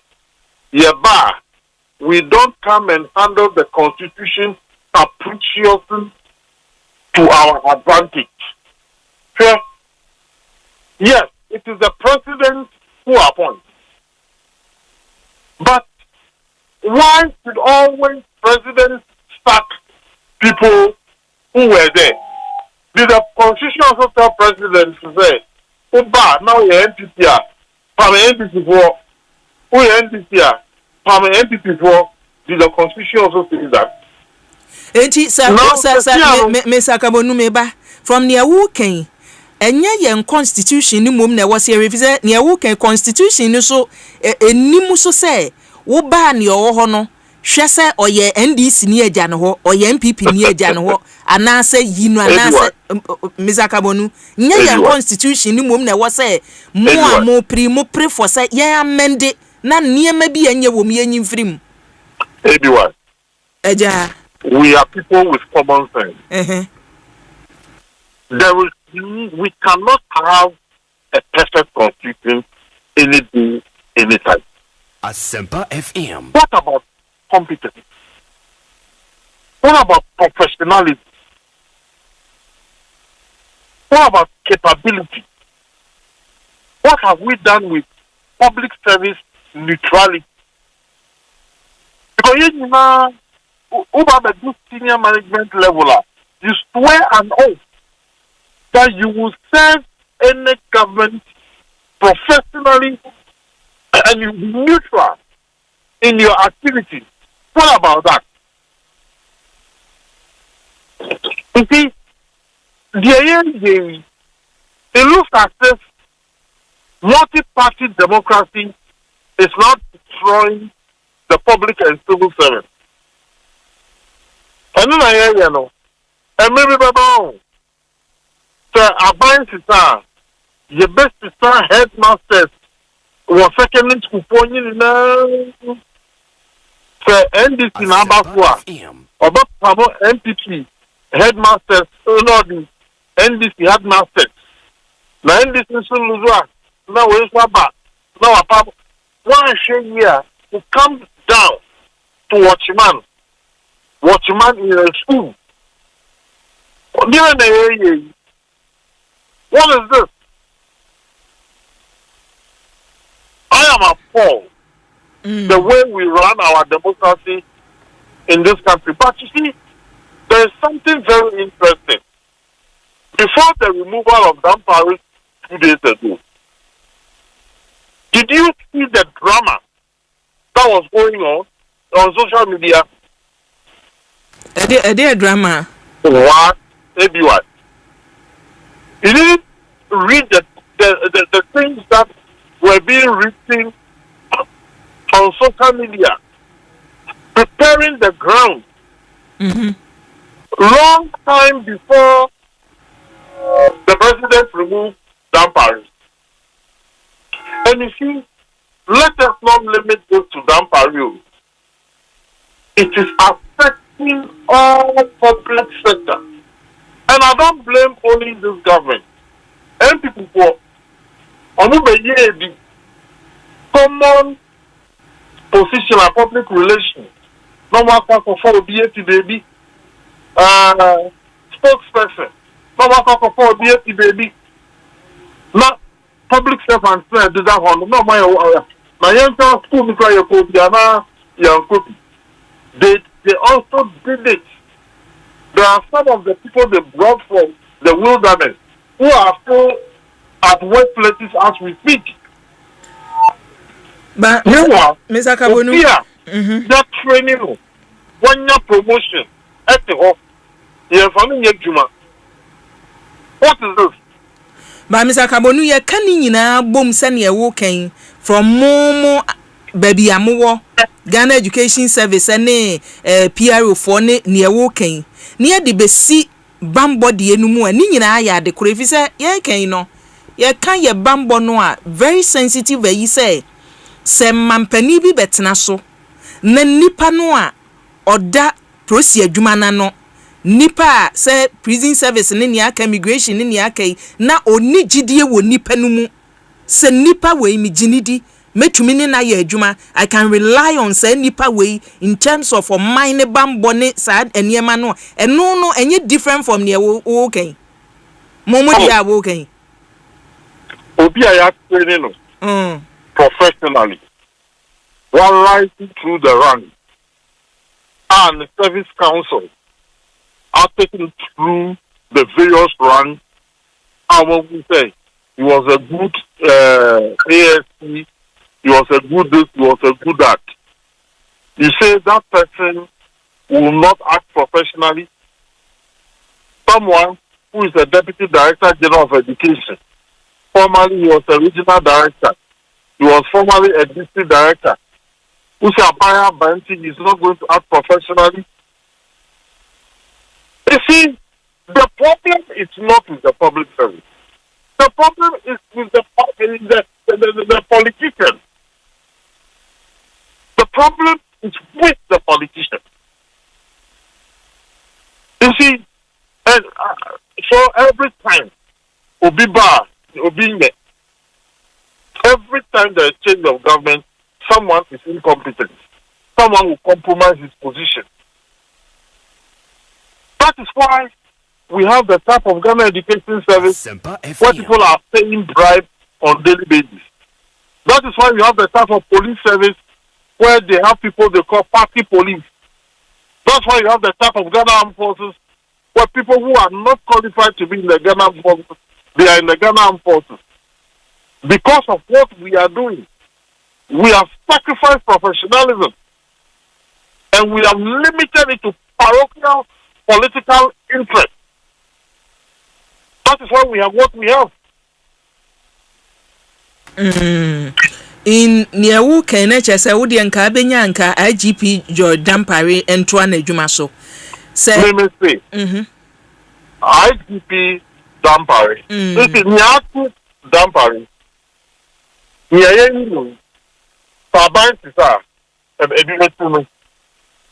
Are you looking at Nipano, the Juma, Obaya, Obaya, so, yeah, baby, I yet say Senaga to Kuno said in your share, or ye in the Juma ye, and Nunti on Tina Honum apart from near walk and say, and such a baby bar buying free when Nipano Bano Hadreno. You Nipano so competent, say, Nipano or Hona Juma, or ye, waiting and me advocate for saying, was say, ye retaining no. Why do we see incompetence only when there is a change of government? There is a service. You understand? Immigration service, audit service, health service, education service. Throughout the time the person is performing, the service is not being able to identify incompetence. To arrange this person before service committees to answer questions on incompetence. Incompetence comes about only when there is a change of government. How come? You see, you're public service now, and I'm extending it beyond the police service. It is killing discipline. It is killing comportment. It is killing professionalism. And it is killing neutrality. How about to say, Uber said, a new corps of sycophants will now begin to aggregate around the newly appointed person. Then, amount for party, the amount for us, we first, no. Also now we are numb. Oh wait, first no. So now we are numb. Wait, not to see. Then we have a new cohort of faithful guys around the newly appointed person. Newly appointed person also means that he came to office through political appointment. So he also wants to protect his office with a bunch of irritating faithful. Then the cycle continues. Mr. Kabonu, mena wasenia yemfa ensia ne mampani eje asama meka wo position of be saying me position na ise una interview na me interview you see musu tembi ya come no Ongava sir me hawo me wo IGP a wo koi hu no no me IGP me o sa wo bisa me position na mistake ama ho obi obeba bia no me wo hawo a me ka o positive and negative no eti me IGP a wo kure from day one me hawo a me wo me ka say see e beka say ma police commander bia nkasa asem si a ensentwe for mu ntimi nya information no me ne nya adwen wo ho me ka from day one ne obeye ya eye e wo ho no mo eti madwen pa fa mo ne mu kan ho de enu nti na me mete ha me frew na wo ne wo no mama platform no kan wasem enya ne oba no do you know his shortfalls oba no so ye behu no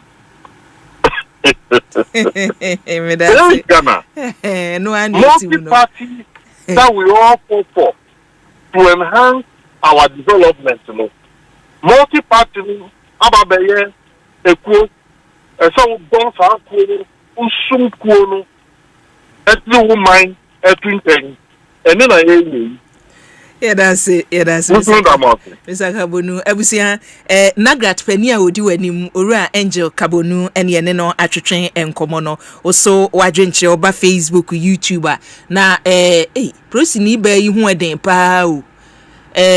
Scar or Mochen on ne ewo police headquarters on mo IGP new one yi ko ska na omu tugu form na behwe prosi ni ba wo fum sika yi den video abantie de atum Bengazi de atum sane prosi ni ba ye ni asi abre na ho fum sika 200 na amanfo oguso fum ho honom no enya asem ketwa na mamefa enchia sonko enkoma managing director and CEO ya oda Consolidated Bank of Ghana Limited ano Ura Daniel Wilson Ado and Madam Mavis Rempong munyina mo headquarters CBG Consolidated Bank of Ghana nyame onkam ho papa ewo adwuma moye emu. Happy birthday so enko emfa emma.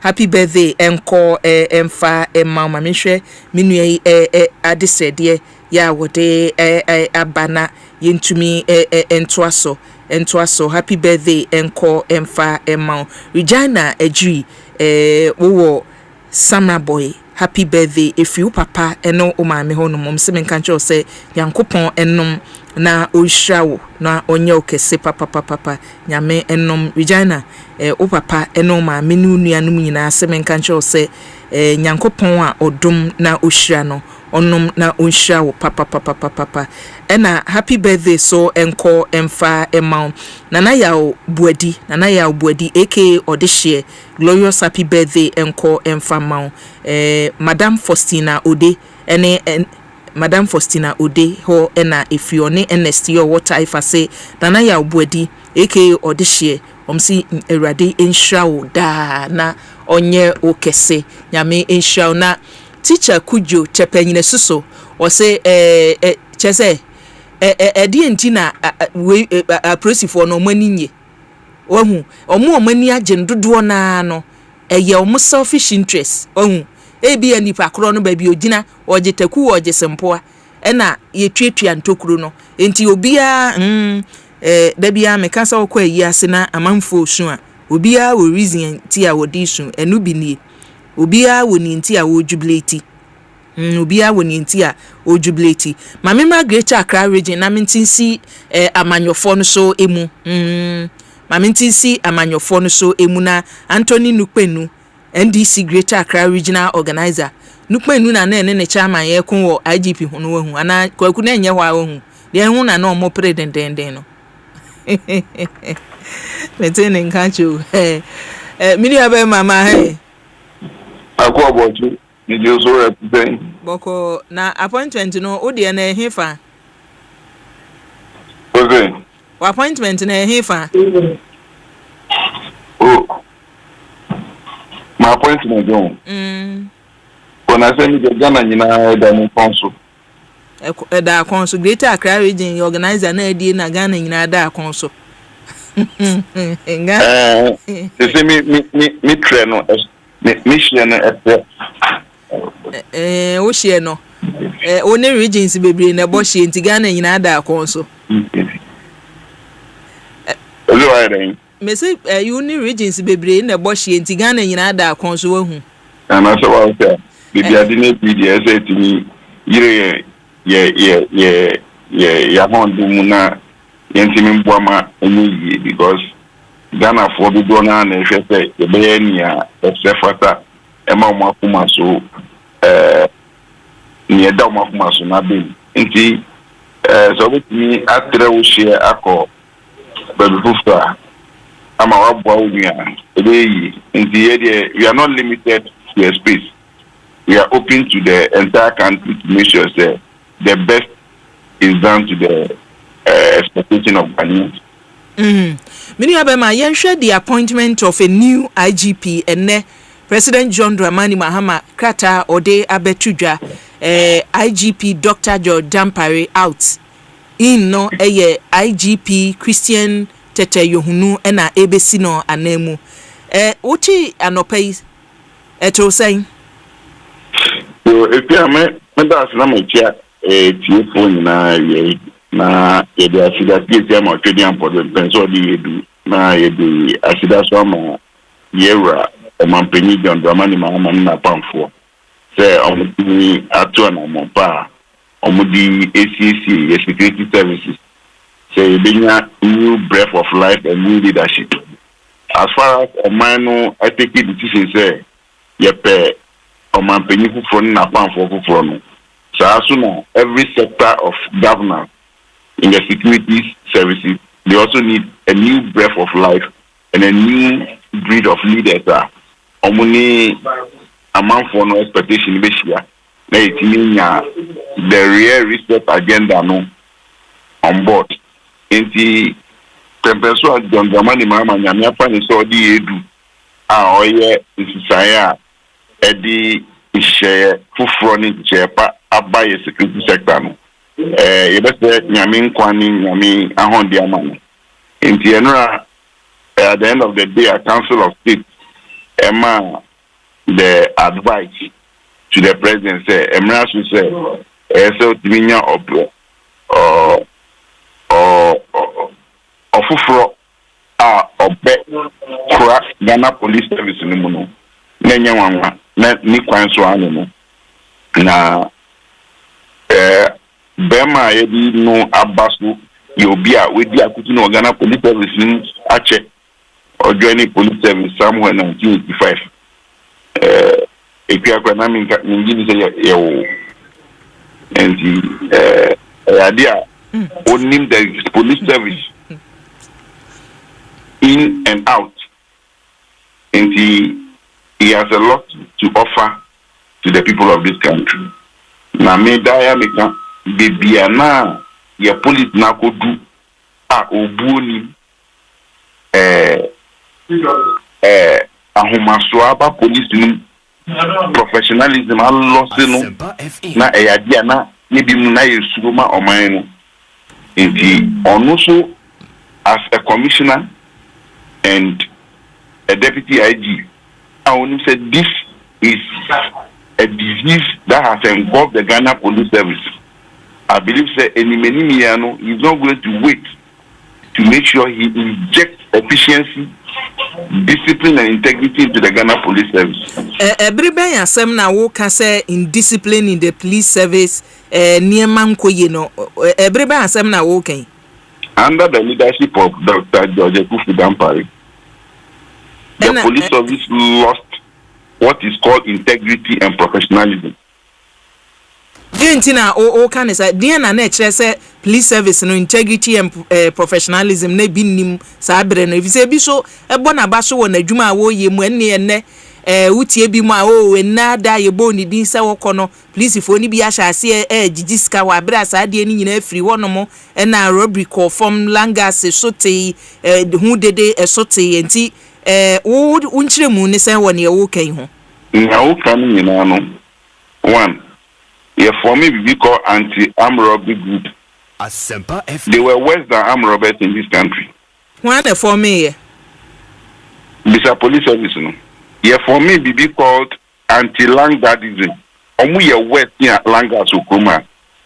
Omu no mutri kunkrofo omu asasi so esi omu. No ye da ben asem na walking. Me can under this man who has just been exited. Ena langas kuni pesie no. Mr. Ekuya, remember one man who became Ghana for better. People who have suffered injustice under the last administration. Ekuya, I don't want to go far. Me, I am thankful to God that the president has listened to the cry of Ghanaians and the police service. So, Mr. Yohunu has a lot to do to purge the police and bring professionalism and integrity back to the Ghana police service. Those young police officers who have been promoted above their seniors, who have shown disrespect and indiscipline against their seniors, he needs to correct all those wrongs and make sure everybody fall in line in terms of policing for respect to come back to the service. Until we are genius through some default appointment, now you are called yes senior officer. Now who senior in service. Now Buna, from today, reset yourself and make sure the police service is the police service that we want for Ghana. We can't have a police service where a junior officer will go to a duty in a division on a district and he will not show respect to that divisional commander or a district commander. Can talk to him anyhow. I have come in contact with some of them where a corporal and a sergeant were talking to a whole chief superintendent as if employee, because they belong to a certain special unit of the Ghana Police Service, and they think they are answerable to only the IGP. It's the divisional commander no kwani omu kasa no omu twifa ne so hu ye ni say onye obia o Ghana Police Service mu. That is the level we went to. Epia nipa ko ya omu o police service mu. Mijiri say you have seen the reaction since yesterday. How police officers have shown happiness in the removal of a police chief. So we need to watch say whether Dampari will be pulled out as they do it every time. The IGP are pulling the that is showing say one bonny brave year of police service. Yes, there are few people who commend him. We are not saying he was a demon. He was a human being. But he failed to bring the men on board. He thought he was all in all. And making so hard, difficult. Then will become police service. You are employing as PRO. You are appointing as a PRO of a region, a district. Now to me, sidestep, almost say they have no right to talk. And a district police PRO is the one that can report near across on the district. And your commissioner be otina headquarters. And a bit me actually the course was Abzugu, Cheponi, Wale, Ahanta. The Ahanta district police PRO on any ministry or of it we are reporting accurately. Is that how we have to run our administration? Let's open the system up. Let everybody feel free. Or sorry, no, could you man? Say me Jumeni, Nikoye, and you said you say, "Mommy, order." Intimidate. Obi Antam, Obi Yinu Bonnie. We wish him well in his future endeavor. But the new IGP, our daunting task to make sure he bring back the police service to the reality of Ghanaians' expectations.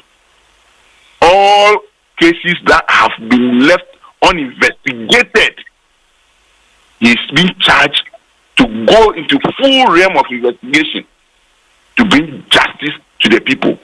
People must have justice. And with immediate effect, that unprofessional CID boss must be taken out and should appoint a professional director general to lead the police service in terms of CID, so that they meet the expectation of Ghanaians. People are suffering too much of injustice in this country. Na eba promotion wo prosi adwuma no emu a nukwenu sani ewo kasa na chen sani e prosi adwuma no wo mbi a woni omo eye minim se bi adwuma ye fo ni bi na ema reporter ama ugina so kasa ya ba prosi adwuma no mejiri se apart from say long service se bi anipa na oba adwuma no mu ache ye de ye promotion no wo certificate so a wodi wura mu no so eno so nkire rank kura wutimi ko police you know say only the required police certificate that won't even call college. Ba me jiri say ya wo mo de SS obi a ebia from straight from SS obi wurem obi so kwa o di degree in wurem omo nyina kwa rank na ebe SS DSS rap police move as constable why any courses enya ni degree to do inspector and chief inspector no enu hu krata e no di call college ebe ASP ebe DSP ebe superintendent chief superintendent e call ACP call DCOP e di beba commissioner I get him na emuni na no before be nya sa appointment we nyina no in service training and upgrading any one gasa courses be ubitumi akoye obi okoye professional course otumi ko charter as an accountant otumi koye law otumi koye engineering otumi koye a medicine. Based on that you promoting but obi any police mu a wako college wa rise to ASP edu superintendent na emesu say obey chief superintendent na etimi janisi honum na ekofan junior DSP ebe promoting here chief superintendent e woni so. It is only under the outgone IGP and Asania Manakoso police. As seniors war, you relegate you into the backbench. And he has Pasarani who with Sikofan, Kokonsap war, and will promote you more above those seniors. No more yakatadi. I'm not framing up a story. I'm telling you realities that have gone on under this the administration of Dan Parida that is fit with the police professional ethics. So Ubusami say minimu anase be na catch me. I am a Ghanaian. I've researched and I know what I'm talking about.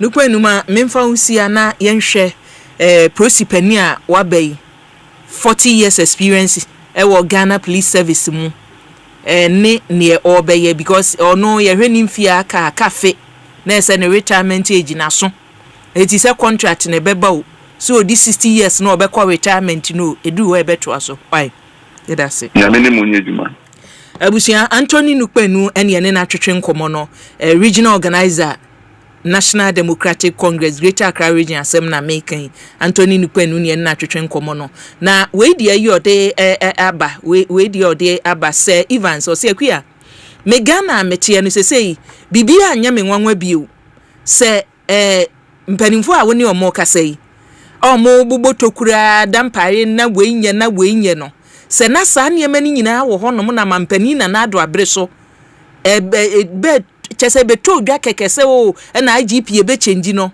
ye wonipa bi omo sorry dendenden o na IGP no ye good nipa ye nya atwem papa IGP kuro ya so na ne amanfo pro ne magunu so se na mamu na breso na ne manye akwasi AK Rico Educhuma Frane o se akua Anthony Nukpenu asemu a wo kan fa promotion hu no eyo be fault so obi wura di Ghana Police Service mu na okono odi degree ene ebe wuram eti se obi di degree ko na okochu obi wo ho no ye corporal wo se oba ye nche ye ene ya promote no enye obi mfonso obi a certificate odi wuram nko ena Benjamin de ayi odi aba o se akua misuma Ghana misuma o my Ghana papa o my na yetim no Ghana first so die ni o se akua me pese obi kire me IGP sa yenye omo wo my Ghana mu ne mu dodo sen e na omo tena so a edu so omo ko retirement ne ye ka so omo nsore nko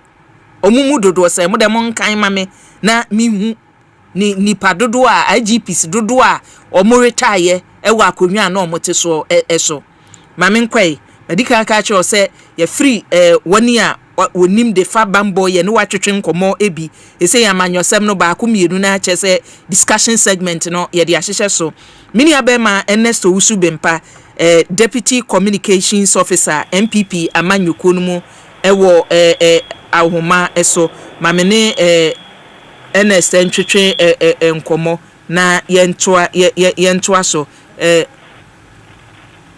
Communications Director MPP Director na NDC officer etiene so Usubempa wa ahoma so mini abema wie ma memo ahamo adwom Akwa ba u me Josu buru boko de me won papa ene IGP Jordan Pare mampani chese na dwuma obeye ye somo my Ghana no onfa nso ha ya na ofoforo meto aso ofoforo no so COP Christian tete yohunu no se o meto adwuma no so Judicial asem ye baaye watibi wona bribi atwamuo na dendenden na IGP dampare na niema nkoyie ene so tie bi mu de omoka papa no waye adwuma Ohe ne wo banimfie a wadie anyway young man ne adwuma dendenden a wo ya nke wo se e man to aso. What be? Yedi kan mechia wotie for na machia Ghana for nyina. Because Asempa because ha chepa. Bra yebeye opposition for ide. Because ha mechia o producers no penny for nyina. Na nse enra ena yatin wo news mu se Omampeni John Dramani Mahama say IGP also no did juma you kufu dampare over the juma to na COP Christian Tete Yauno Emma me take you over na me dear personally no anka I'm not here to crucify anybody say we are near the juma but the minimum personally and I may share light on it. And I've been one of those people I've always said it. It's a record. I'm Obiahu. The Jomama and the president, the current president of Ozi. Obia is the permanent in Yadrini. The policy, the politics. The BBOE menene in Yadrini. But for the first time, and I will say it on record, for the first time, I'm in Jomama, I agree. And they said, appointing COP Christian Tete Yauno as the IGP of the Republic of Ghana. NSA. Hello? Mini Abema. Yes. No, can't know any President Mahama, Mamma. So, President Mahama, His Excellency, that's what I said. There be. For the first time, me, Usubepa, Meneno Aye Ajini, me for the first time. Obian himself may have been a strong critic of John Mahama, His Excellency, the President of the Republic. Obian, the policies, the but for the first time, the COP Christian Yetete Yauno has been appointed as the IGP of the Republic of Ghana. And I'm telling you, my board of Mampeni, John Dramani Mahama Baso. So I had here papa. Tina, oh, can you say yes? Ghana, I've been the first person that they kidnapped girls. Yet you homo. The Bekache President Kufuado said he should appoint COP Christian Unu as the IGP of the Republic of Ghana. Go and check 6 years ago. All Ghana, police officer beer the one of watching armed robbers. Our Ghana had checked Christian Tete Yauno. The whole Ghana, and I've said it 6 years ago. The whole Ghana. Police officer be no watch am Robert say he said that they own the whole Ghana whole Ghana police officers are armed robbers suru our Ghana ha chase Christian Tete Yauno. Go and check the records. Mamema one Alavanyo Nkonya for Enyantokwa bi e Ghana ha sa ntokwa do na no din no more forest bi wo forest no that time na wo Nkonya o yesi obi anko since 1964. Police officers in these soldiers in army officers to be able to be more and concoche hardened criminals from Kukum Nipa. Na COP Christian Tete Yauno Director of Operations for Ghana Police Service. On any men call and coche criminals no free die in Konya forest one of buy. And we are one. Emma said no go be all Ghana Bianco Alavanyo Konya no go find out.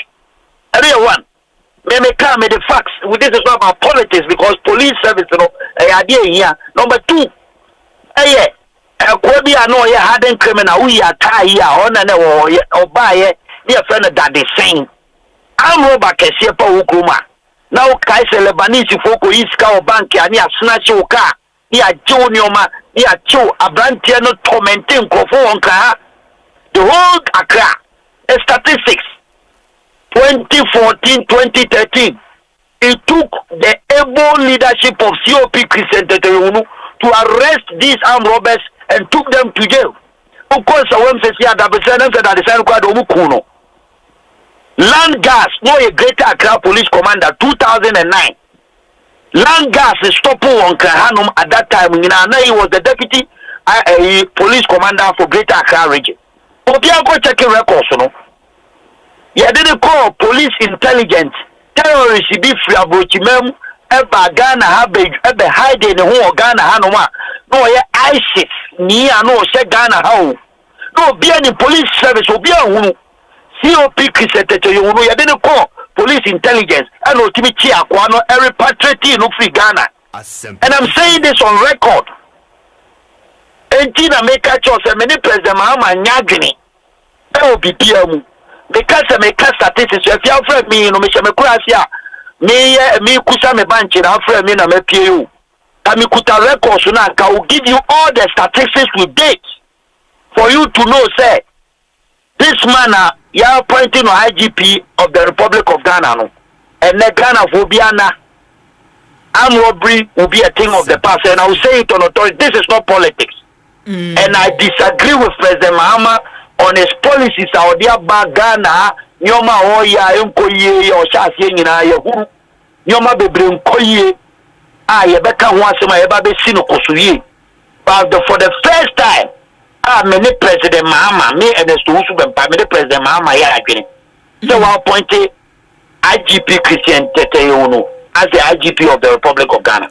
And I see any say Sanya Woken records ye wo honomo si kasa ye kan IGP Christian Teteyonu e free Sanya wakan positions ahoro a wa holdi ne wa ye free bra owura Ghana Police Service adwuma no mu 40 years ago ne wa ye awo keken no si ade no to nchen ne be fa IGP a mampani nanado mampani dada eyi no ene ne ye adwuma no a ono ne performance no ebia enuru we die but say ono ne die no na nya say wa anya hwe Dampare started on a good note, bringing confidence into the police, making sure say obeye nyoma bebuama police confidence we whoever else is God we are the police no will deal with you near the but getting to the latter stages, it didn't end well in the police. Say you have to bury that political vigilante for taking the country in ransom. Say the police in Ghana, and I disagree. I like Dampare. He's a very good police officer, but ending, they didn't end well, and we must say it. Say and the well cry in the name of the police integrity and how to restore peace and order in the country. And on the end, for starting on a good note. First 2-3 years, or starting on a good note, but he ended abysmally, and that is what I can say. Say, I know the idea me makaba me ubusa America. You know that we know. You know that people, political activism, the professionalism as the director of operations say, make I let my vote count alliance. Quiet demonstration. This man will not know say who you be now kokawa sem chrenwa. I started dealing with him when we were Let My Vote Count Alliance. Now me Samia Uku, Abu Ramadan, John Buadu, David Asante and those people you started agitations. Those days I need a call Greater Accra Police Command. He was the police commander there. We met him at the way we see no be negotiating. Una yes wa bodam krana, upanane papa we be negotiating. Unsambeka utrim. Human relations. The human relations. As a police officer from the scratch, me also permit me to be sensible. Now me to be sensible. So this man, when it comes to the human relations and the way he deals with individuals, I'm sure say a lot of Ghanaians will say it. I don't know say me also me asem no a B, and it's got nothing to do with politics. That is why I said from the beginning, I disagree with President Mahama. I want to be biamu. But this is the first time many President Mahama say where he COP Christian Teteyonu so now the IGP of the Republic of Ghana. And I'm saying this on authority. Say you find say you know your IGP and now demonstration to police key. Now they call Juma. A quiet on no bekasa and you brutal and you bad news. Human relations or no be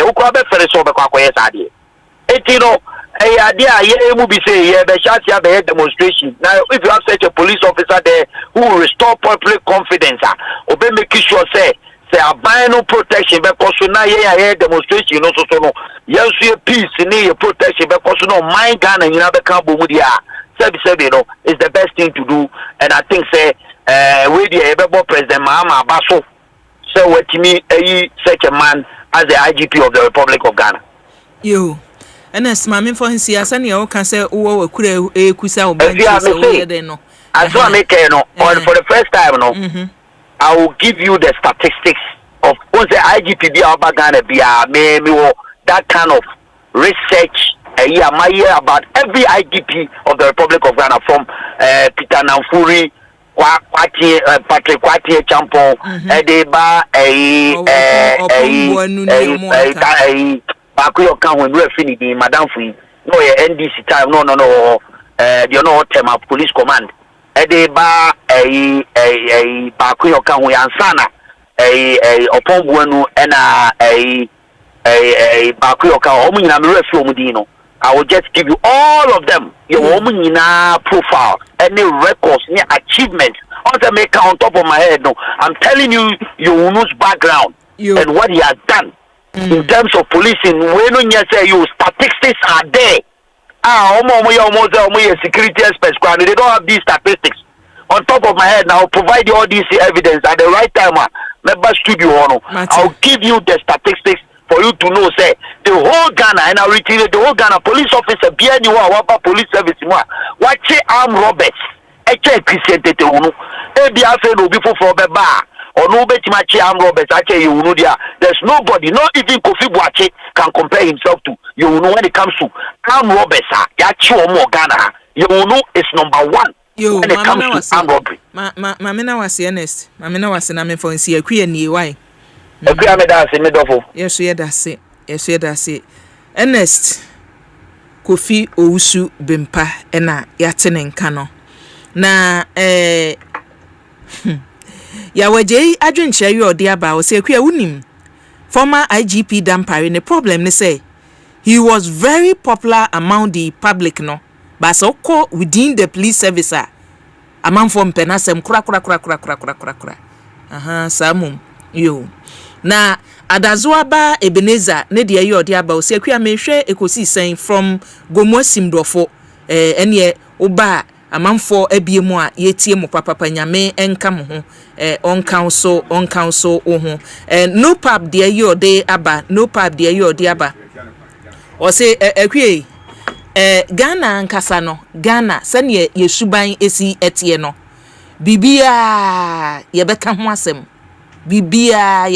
asem ade bia ni ho no mo a yenka ho asem ewo omayi mu ena DK Bradford de ayode aba wasi akua unim se Owusu Bimpa oso one hwan ye hu oso so kase wo ye wade na eneso Owusu Bimpa kaso no ye adwen na say you are wrong oso oso wase mi o say obi a NS beka so ne ye adwen bia no na say nipa kro ye wrong Ashon Mensa o say me kaipa se abua papon ka se mu ba me onye chese onye me fana nkasa muso you wajunche no de be kan Kenzak o se akua me hope ni said this new IGP obenya the balls to fight against Galamsey no save on my Ghana for the future of the country onya kukudura o de be kwatia eniema bi te se Galamsey Adolf Ejare o se akua Adolf bi aye hyase no wantie yen security analyst for no mienu ne ne wotwetwe nkoma ansa na ye beti asi amanyofo no esonti bi aye hyase no wani kan entie yen ena Gastiman Brekum osiakua Ghana fo bi echiri nipa omu ma discipline ekoso nipa omu ma discipline koso no Ghana fo mpe wasem me hu IGP former IGP Dampare say he was very neutral oyobi onu ogina mfimfini very disciplined so so what is a man for kana yempenasem a nipa omuma discipline ye adwuma no Ghana fo bebre empe omasem Ghana first de ya ode Ghana first ne say opeso hu IGP a otena so call retirement no me emphasize da emma Africa cream mackerel for ye ken ene ma menchia small ye was small sardine small sardine kodwa so na hu sardine a ya twe so small sardine ya try fine papa ohwe oil na wo ho a vegetable oil one na salt so a ewo mu no sadin ni bi wo no ya na nche ne dɔso ne apomuden ni nti wudidi ana wo hwɛ saa ne ma ni nyina ye nto bibia keke wo to anu ahwɛ ne ya twɛ ho sɛ bi assault ne wo fam wo hwɛ sma sadin a nchene nhyɛ da nimu bebree ena oil so ewom no ni nyina ya dwen wapomuden ho ne aye ena Africa cream mackerel ndi free tete me say wo a unim jollof ye no wo a jollof ye kan Ghana jollof wa bra wo ya na hye o ya taste bi emfiri mu ma e ya fa Africa cream mackerel ye ma me nche o bra wo di begum no wo de wa ye obi bia wie wo de mo na gum ansa na obe kata so say me kata so ama mo no eno ankasa agebre aben no wo tu Africa cream mackerel na gum na de taste a wo benya Africa cream mackerel nko na abenya ni say the other mackerels no ntisa Africa cream mackerel de ede ne ho ukodwa so provision shop bia no ubenya bi ato ewo ho no mo na synthesis tank ene tanka ye di nsuo gum tanka potobibre emmam tanka si ho no mo anu ampaye synthesis tank sani o maye chese layers no bear for rubber ne ya nani ataso nti efiri suru be bofom no afa wade wo na wo sen no enye tank bia kekese makoto tank synthesis tank ko anu ahwedin a ya twegu hu no se synthesis tank anu ahu se proper one no na wato no wan tonkoso wan to adeboni bia na tabia herbal mixture edo we free tete omu enim pa se ye tu malaria se abibiduru edi tu malaria se wo Ghana tabia herbal mixture eni okwa brochiro wo my Ghana mu unya ko hospital di ka kom yenye test no ye ka cho se o we malaria na hawa no wa kra doctor ne se niem da se no waba to tabia herbal mixture ne kra no minim se doctors no omo ye wo hospital sa se ye hu ya de na ne abisa se wo pa bibiduro ana pa abrofuduro me kaisa sa amra we ne wo ho and the National Health Insurance ba ye misa oye ya ne de abrofo de na mam se wo pa bibiduro ni bi na ye malaria no aka cho mo se me so ma me tabia herbal mixture na me pe na tu malaria se me kan nyesa tete so etu na se de ama kama sofo adufie ha se me ka sofo a na che se sofo sofo kwa ba o abaso sofo cha so usu aba me hwe di musemini abema Dr. Samia so ebeba na emperimfo aka nyina aba ma yato aso we the discussion segment abusia Facebook YouTube Yiadom live wo ho medin e de akua Boakyewaa Yiadom mo frɛ me ABY mejo so Reverend Akwaba Obahima akua mejo so boko de nyame aye ni etim komuna yatia serie nyame ane be koso ada na se di nyame aye bi nyame aye bi na me hu na ache kakra ma fi uye but be ma ya koso so that's it yirim na me ni kroimu ntina wanti mi se abato no mu ne na chi no na me se ne asonhia banantimi ye no amanyofo ndem ye se modem nyama amanyosem no enwi of course dem say yakra wolman ye nyame so mfa ne kra ensie ene de ne ye da nyame so so ri ache eno aso se nyame hira yen pa sonko Asempa ba nyame to nso gu so Asempa ba na Asempa ba kuruma obi e ka bi ze wat konte ene de yewura yi kan sen IGP fofura waba Asempa tete nyono yes Asempa pa na IGP ba kono na no nya Asempa se wo boa see min kase na nya Asempa but Asempa de nya ba ko penenam nti Asempa aba ta so de esi bi onti wati bi aba ko sem sada se ya bo bidi so omra mesom ne man na o medi sabe apolisifu anim na apolisifu na nkasa fi omo pem na omo gi omani ohu bi sada na wa enye onwanwa se baby aye dru no ya ye hu se ye tusika gu nipa so ye ni age ye da kwan mu ka akora mefe so eno no wo ati bi da afia woni bibi se ukotena obi nchen ho na ohye oswa na da nyame be ye wadom ai be fa oniama se ye de wo ko pa no wa me nchen ana wo de wo ko ba bi a woni beje no unya kwan ka akora mfa so ya shawswa de wo hye ba bi sa akona bi so ho ye jawa anhwa de obeye no kra na hwe bebro so sa enti enye me nwanwa say de ekoso den ekoso na in fact me ni obia ekasa nyina ya adwen appointment owura mahama yi ete say de you reku for the appointing and then Lieutenant General Upon Paper as Chief of Army Staff then Army Commander. I saw the fourth shed that called Jubilee House called that president. I said, oh, yeah, Juma Papa, I bet you anymore. Beside you, which home. Akua, when you're IGP, or so will be a share police uniform. I could kanya me asem. No, I may interdict. Meanwhile, no team the Kochikusia, or team the uniform Kochikusia, Kochik a cancer and Kalawari. Kala wuli we. Ana who videos na ma bonte.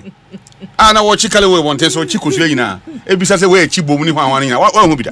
Na o so bi the uniform akoka nyame asem. Ahye akanyame asem ti. Interdict no. Me say one occasion there me akra me hia na bisa no say there was a guy bi a wo Eastern Police Station. Na o twam wo police headquarters. Na in fact wo tan kodo no yemrika. Dan para CC police headquarters am na efe. Eno ni asema nkan baby say because me say me ne watena ha amo abo papa yi abaswa sa IGP we de munya no nye na adwuma nti na ya wo say wo bi preach a we internet na e wona ma abufu na me ka bi asem so na branch ni twem no say nipa de otan kwadu na o yimrika hwesere IGP asiama police headquarters ya IF ti dan paris say de kra na so kra no o ye bibi papa o hu video na no ma internet ya branch na o jai police kra o jai. What kind of leadership is this? Say enkolan ketinketi a omaba police. Onim say na no usunsia, abisa na no usunsia. They arrested na no usunsia. Young police officers are what am say from Dampare boys and girls. Echi na no usunsia or catch on so me former IGP so what? Police adwuma num ya chiku obi e friend no. I want to be say police for Mbeka cho Dampare boys. Omuchi waji say Dampare kwa na bi jao. You have an IGP. Otimika say ACP, Assistant Commissioner of Police, are packing the car of police headquarters. No, I'm packing the internal court. Police headquarters inside. What kind of leadership is this? Look, the police officers are district commanders, divisional commanders are these so-called boys now and girls. I'm here in Kofi. Etimiko in front of the police station. No more motor check. Now the commander the Mushu Mona beka hwasa me haria. They won't be too at them, we know. And I tell you, sir, under him, no officers resign, no more resign. Because I some the ace in the Nipa home. See, the Nipan teachers to me, and to officers Nibia or more ye ni more Betty we see o maritime we see me kono. Then your mupe. But you see, you have an IGP. I wait or to be fret a senior officer. A bad round table and collapse so. What did dinner tempasa? Now pictures no touch about me. Bisa go to police headquarters and asked. And na me Kofi Bempa can't be. Me Abraham me be paying your asem park say let my vote counter alliance on. Na me ka ho bi. The first day meeting regional police command. Ye call na NDC no power. Or ye round table come or say my children are here. I remember say one police officer being say, "Oh, say NDC wasn't to check or walk out." Near trans, you know, you people, you are my boys. We problem be men am home me. Me won children to Asempa papa na no children. Oni din komo and you are here corner. Who say say opposition party name aban yi. Na un kase bibi say. In fact, you call demonstration now. Broke up by money so she na ofre will be one after the other say nya ni pe and the man ba na onim ho hwe he will never do such a thing and he is the most experienced me na me catch ro nya say bia IGP me no bibi ntia me kan say see currently no police administration ye case obi experience obi en ho chen you including Dampare on why you feel though near office promotion from here and there near you know why you office our phone be and they do baby I didn't dream nti enya me nwanwa say and I say no sabi police for one and do fear kran no mbo say and unti no so police for one and do fear kran no mbo say omo da president mama say president mama ye da wase de why ye ye ne age ho dodo nti akua enyo obi na etan yewura akufu dampare no me o metiwe meeting kan say oba wa nya bi but oba ye wo hwe police headquarters crack ka me say e be fitting efe keke oma neatness eba police administration ho na mmom sa can say cantamanto you know take here no position no on the waka obi antimi nto onu nko na kasa obi antimi nka bi Ghana ha sei hwe akuya ukọ police headquarters wa former members no omina commissioners so and out of them they said na yi nyehunu free mu and na wa be penny wo so former IGP no nkasa dodo na no nkasa I'm telling you former IGP me na me catch it. See the artists no head and no track mu no twetwa photos ni but they were not friends and they make me mwa obia etie bia police ni bia otie bia ni asema make ho asem enti amanfo no mo pre pese yewura mahama be yi na free ho no na nka obi gwa benya nka 7 no win na ka otumi anka the next day ka win free ho na obi foforo den emra because adwuma na wo ye no o yire ho ye adwuma o pese this system foforo ba o se sane mani so mane ko kama na yi but kai hu se woni nipa na ye adwuma woni nipa na ye adwuma de ndi de sano fama no de ese ye bona baso ye mona baso that we de ase o won favorite ana omuna chese ono omo eye de opese o ye bia obia kana no to na ku ya me kwa me no beje achinje o hase a omo press statement ni eyi hwese obi a ye kotoba o no ba bonti abeka se police ni bia o ko police station bi ntimi mfatuo nko ho apolice for amoye police for no omo ko ba omo tim mfatuo nko any of the polling stations omo for omo nsa keke enko ho de tosu mienu asojafo ni hu kwan se basawasa ekro ekoso polling stations a omo ko ho unless say ono IGP I invite you on some moment. Now the hard you can say, wo sabe mikro mu kranza obede hu say bibi koso ho. But say bibi koso this is district commander na e ka kire ni divisional commander kan kire regional commander na regional commander mfre IGP mo na mane na obona mane wi a ansam ama kwan ama sojafo na den abamu bi. What kind of system is this? Me feel say na Abdan Kwakufodo should have been the one crying senka after election senko yini free ho.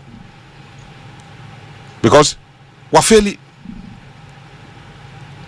na enipe wu ye wukwa ye misa na ho he the man that can just pick people up because we social media right up social media na maybe keke na dia obi akodi bone a ye ntimi hu no ense charge ni pakro say aye koto aba na obi di sekan aba ho a ye ntimi nchi ni pakro obi di aba ho a ye ntimi nchi ni pakro Tachiman divisional police command oba pimfo na moje tuno won videos ni bi because yenuanum a oman say omo bawura ho akofa ballot box no police fo gina omo nsa guomachi omo ntimi nya hwe ana nkofo no ko omo bu amori no soldier fo no gina opposite the police station kwan neja they are not allowed to go in so they cannot go in because armed forces command na ka say ya ma ho kwan na okwa ye be yiwadi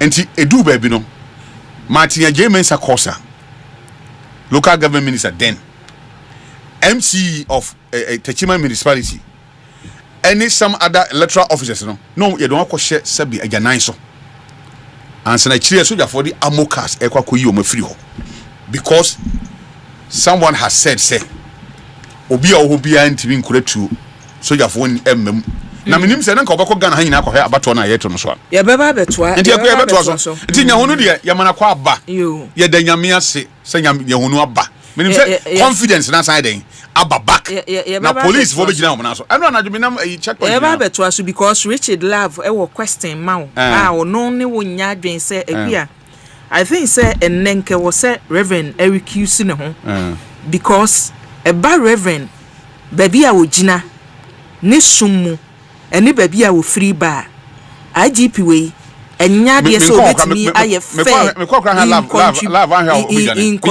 in say all contribute to program no and because asori a woko na so dem na ne sofo pani advocate for said this IGP should go ti ono ne jubilation no odi aba eti ka che ne se ne wo kan bi eni ba bi ogina akuya we before we come look mama can tell me love so say love and the IGP otimi eshem rase my prophet for crown professor of this country that is Dambare and I want it so when your professor you over catch the police for near church or kwanya before we can want it okay asema mumra no no make sure say want ya na say yen 31st December na me see 31st December yeah sorry was nka so obi bewu what number show say can say e be yine fru na yine fru anka boni be ne wum ya say e be yine fru na yine fru a ana me papa can say yine fru a yine fru we enso boni wo mana akuya 31st December and the menu na jegezi kra akasa wo ho bebre ni aso police for yes on be boy ho ban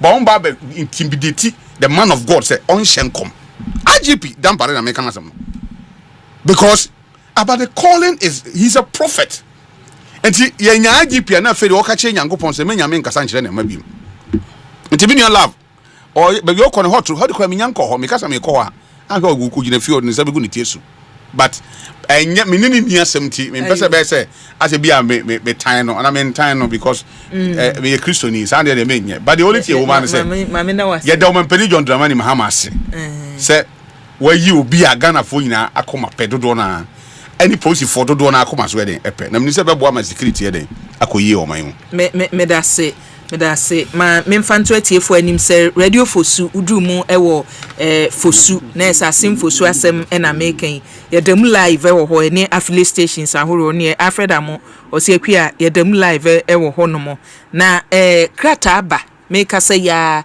krata aba so for nedo messages nedo so Michael Edu o se me ne love ya adwen papa na che se o mo mpese na rikisu hufo no mo do so pa o na mame fa message ni letter na fe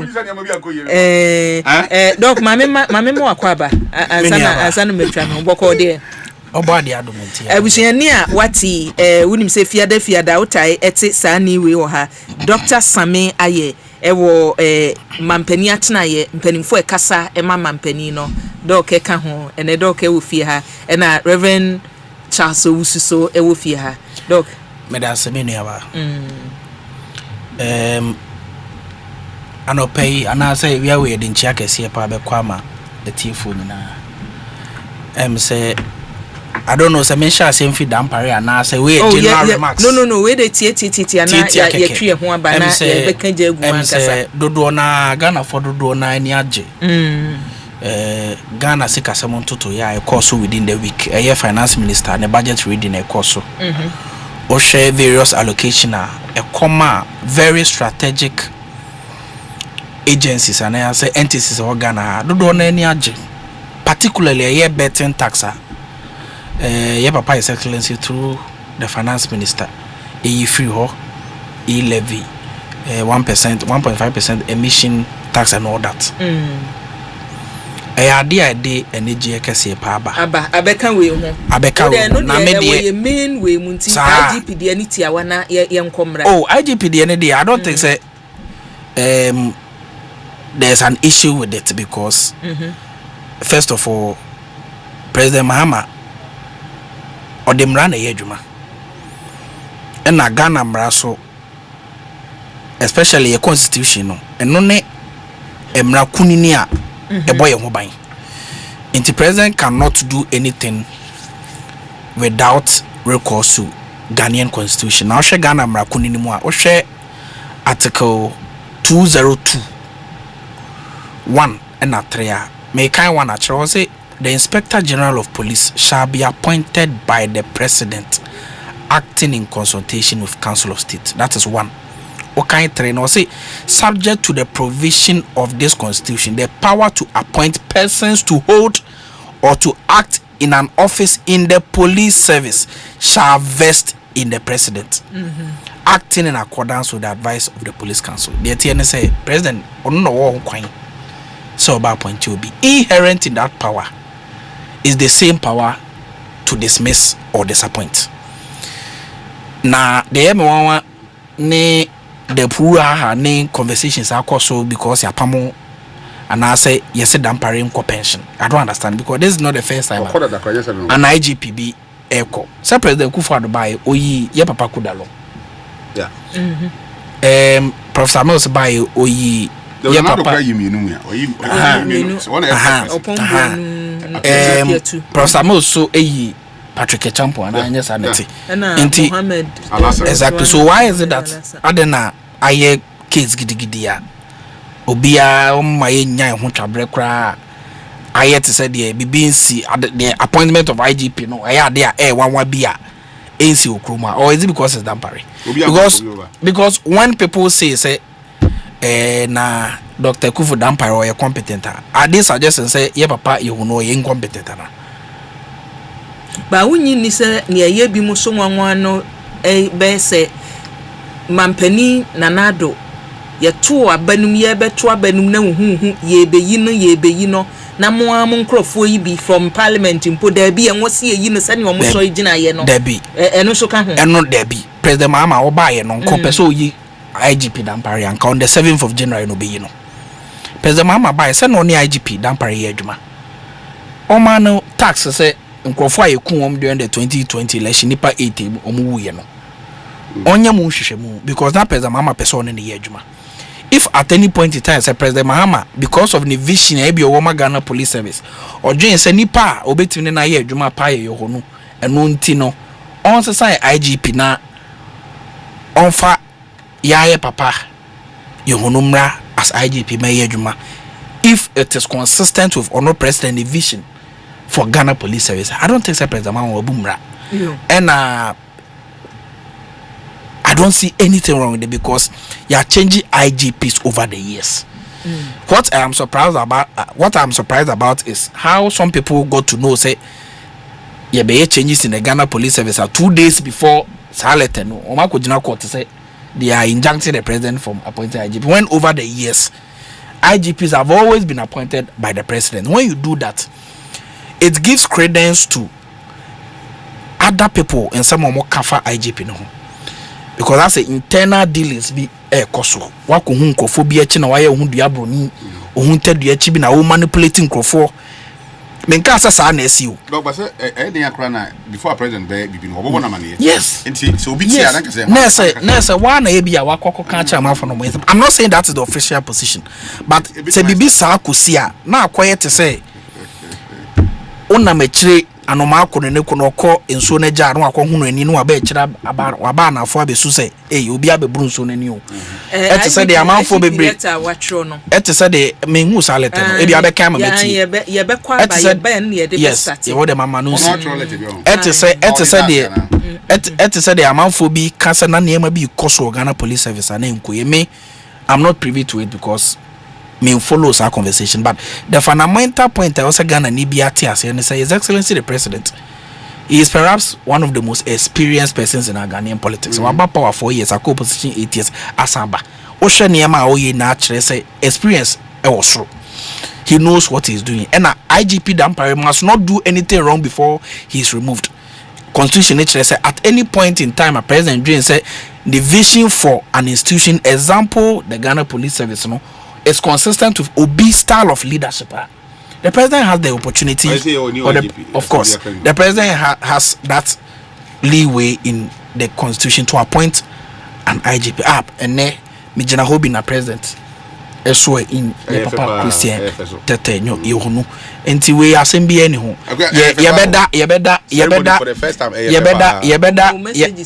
yebeda Dr. George Kufu Dampare Swasi for the selfless leadership on also be the IGP at least or a lot of improvements about Ghana Police Service almost physical appearance anyway no it was good the PR also it was good yes be ma be ni na going forward no yeah Papa Christian Tetenyo no so ono so about ono so the experience 40 years of experience so or the beba on board na Ghana etimi akoy na Ghana Police Service abe kra be hwa ombebo Ghana internal security ni niam aye nyina yo wasida wo dey na Samuel Brian Boaben say eye ne wanwo se bi wan wonim se wo kan letter mampani gina so edi eyi former IGP Jordan Parry free hono mo a aseda kra say thank you ka the normal procedure say bia wo throw letter obi ko wuwie a wo se medase e was mmoa a wo de bo oman no we de medase kora na bi enim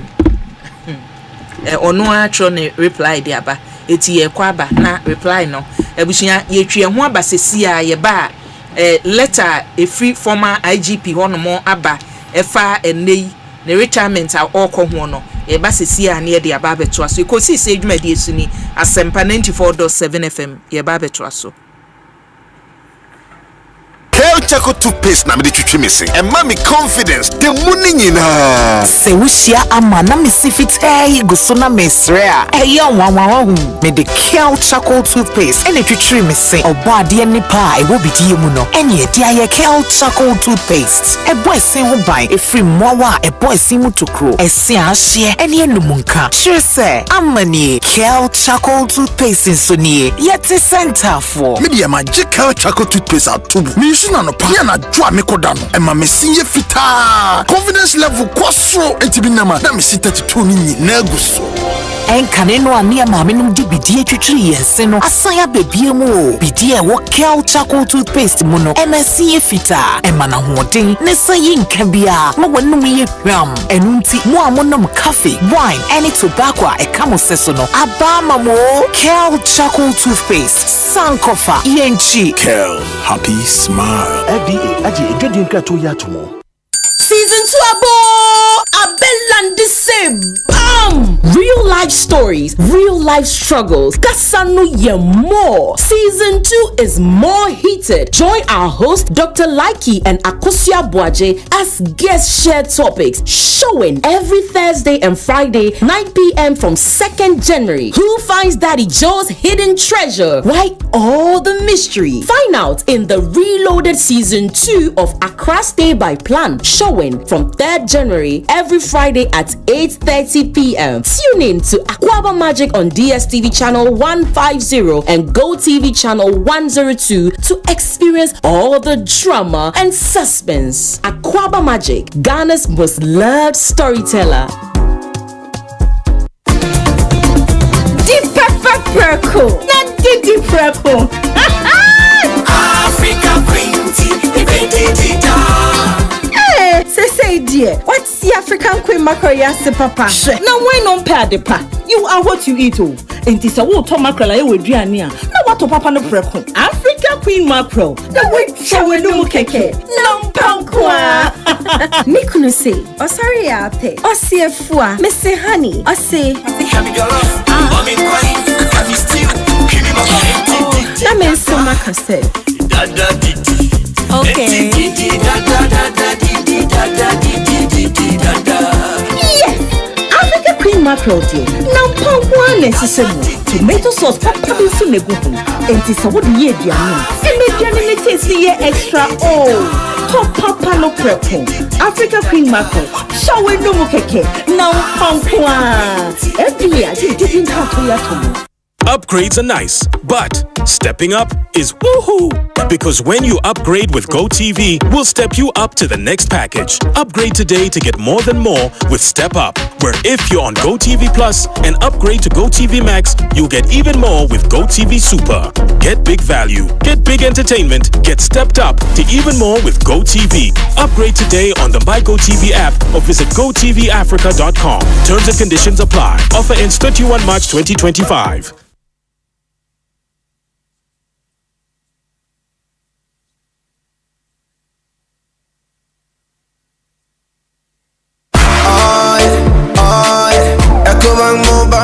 Me say, oh yeah, Echo Bank Mobile to make me crazy. Download it, then use it. It gon' make your life so easy, yeah. Oh yeah, download it. You gon' enjoy up in my check.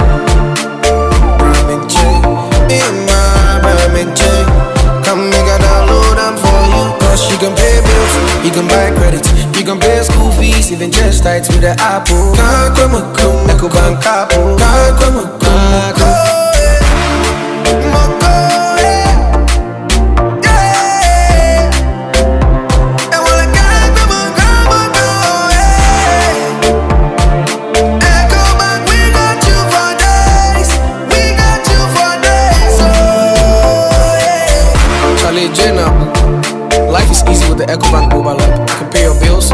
transfer to and from mobile wallet, virtual card creation, transfer to other banks, express account opening, scan and pay, express cash, all at your fingertips with the EcoBank mobile app. You know, it's 5-star life with EcoBank. King promise. Hey, you're the up and coming landlord. Who died yes where you? Kwame, I don't mean you. I can roofing and a ceiling. Na me contract anon so say. Me feni na enko dan rocksters. Wonso wo kromo pan. Wo dwen ho sen. Wo contract an won nim ne akọ. Ghana ha de e ba no quality metal trusses, roofing sheet, plasterboard and POP ceiling dia. Aye rocksters. Enfie bebre ni na rocksters. Ade roofing sheet papa ne ho aka de asum Ghana for. Enka ye say ya no mu die nso ebo. Eni adufudi achi na nkoto ade bone ne nsunda achi. Fre 0544 338041. Say metal trusses, roofing sheet, plasterboard and POP ceiling dia. Fre rocksters na won twa wontum. For free. Provident Insurance Bema Quentway on the side. If January equals March 2025. What the insurance on some Provident Insurance and some will renew and now we have for 4 penya Chadia P. And for coupons and the Providence of the next Papa B. And to what only and WhatsApp assistant or buy and charges is here 024-242-6396. That's what to out over to Swakwa and 15 branches. Yet to a particular and mobile. Over to Missuni and brokers and I agents in the mobile this hours. Fiatranami and Sanya na Provident Insurance as some Ghana man some power Makonia Badi wa Wabambo Massa special for you for Kaisa Shaka With Provident, man, you're covered. Enough is enough. For how long can I spend so much money on electricity? Kojo Italian Solar Technology Limited for no. Omo na omo be install omo solar panel ni bi emani. Futuo sakra nipo agye so hwampa. Afa na wo pe Italian Solar Technology Limited echikwan. Company na we residential installation ya. Wotua 70% eto ase. Na wo ma 4 to 6 months. And send wotua 30% yaka. Ubenya bi we. Omo ye good pa. Companies and industries here. One capacity a free 200 kilowatts. E de krokra de. 15% down payment pay no ashase installation na ma wo mo na wo ma won up to 5 years e dey tua balance no wa show ye pe we ni e peden solar panels, solar batteries, solar pumps and solar air conditioners. We design solar systems, homes, offices and large scale installations. We ma free consultancy takradi or Old John Saba Road, Kumasi, Bantama High Street, opposite NPP office and Accra. Or Ben Zenith Bank no for 054 971 11191 and 050 300 5353. Italian Solar Technology Limited. Save electricity, save the planet.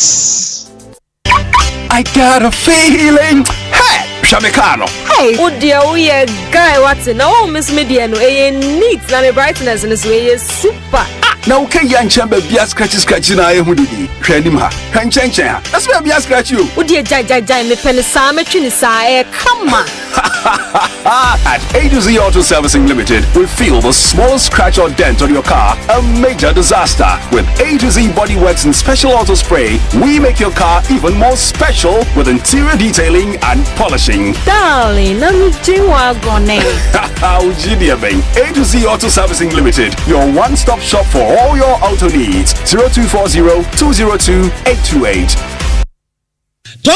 Tontonte yanu nsane afadwen ne afadwen ampa say na nim se brebi beba ama tonti na 74 opa ye ne simple T74 abeye aduro tonti na 74 ana T74 asa twe yadwene asina nanom dodo so se de na dodo bua ma na nanom enyare basabasa no saa na tonti na 74 ana T74 ebu anipadua no ema immune support enti obi onum bie no abrebia ne ho den tonti na 74 yinso yaye no se nsuo krokro wa kama enti baby a wonam bia obetimi de wade akọ samene wa ankefi na ekroyi eda no nko na wie ye wa bra mennom T74 se mennom tonti na 74 menya hoɔden mennom ne da bia T74 yi hahama ene ye de aye na DHC ena aframa na ye kama saa no T74 ahoɔden ni apomuden ko a T74 yi enye ma oba wa fa afuro ana obi a ɔma nufuo ana se obi a onya mfie dumienu etufon frɛ 050-162-8931 and 0246-073-498 FDA agi adwadie nkrat Ghana Fui Franco Esa the electrical appliances for Frabejasu washing machines, Asian women yopo, CCTV cameras, and need all clear. Abi, you know that. Seba mobile phones, this are iPhones, Infinix, Nokia, Samsung, any the Keka, anyone says you see now. Franco, in Albania, the papa, ne water phone say, Franco air conditioners, every 1.5, adequacy 2.5 horsepower, Samsung Franco TV, every 32, adequacy 85 inches. Franco, SSO tabletop, double decker, any chest freezers, and chain in a mahoden cry. Franco, Kwabata be a benwo, name of head office, a wada braka, one in Roxy Cinema, Nedian, friend 0246 422 338, and a 055 5939 311. Franco, electrical appliances, papa, Intimi kwami bampo penny market ya enye insuta na yesta ibisano anton swa bobu esanse me packet ye miensape me ni thank you emom dum fo bia dum me wabombo sia se me nkope tank nto na din tank na meta me high Syntex tank din na echepa Syntex tank benzu ne kita warranty bebre Syntex tank na face so uni my favorite color no tank ben ne beti na yama me Syntex tank obia se Syntex tank case close triple tank hwede ya twro eye SINTEX Syntex tank na eni na bebie Syntex tank eye strong eye tough. Ecobank Mobile, they make me say, oh yeah. Ecobank Mobile, they make me crazy. Download it, then use it. It gon' make your life so easy, yeah. Oh yeah. Download it, you gon' enjoy it. In my chain.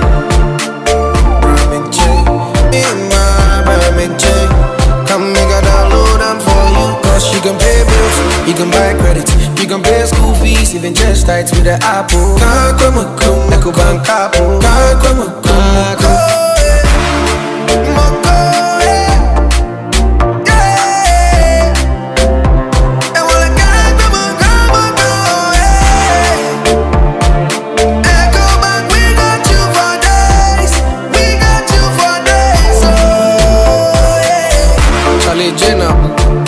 Life is easy with the Ecobank mobile app. You can pay your bills, transfer to and from mobile wallet, virtual card creation, transfer to other banks, express account opening, scan and pay, express cash, all at your fingertips with the Ecobank mobile app. You know it's 5-star life with Ecobank. King promise. Gold Coast Leadership Conversations, Building Leaders for the Nations. The University of Gold Coast presents Ghana's premier leadership series, bringing together top executives, policymakers, and diplomats for 2 transformative sessions this March at Gold Coast Hall, University of Gold Coast, formerly Accra Business School, Spintex Road, Accra. On Saturday, March 22nd, Sir Sam Jonah, former CEO of Anglo Gold Ashanti, will share strategies for corporate governance and sustainable business growth, equipping leaders with the tools to drive resilience and ethical leadership.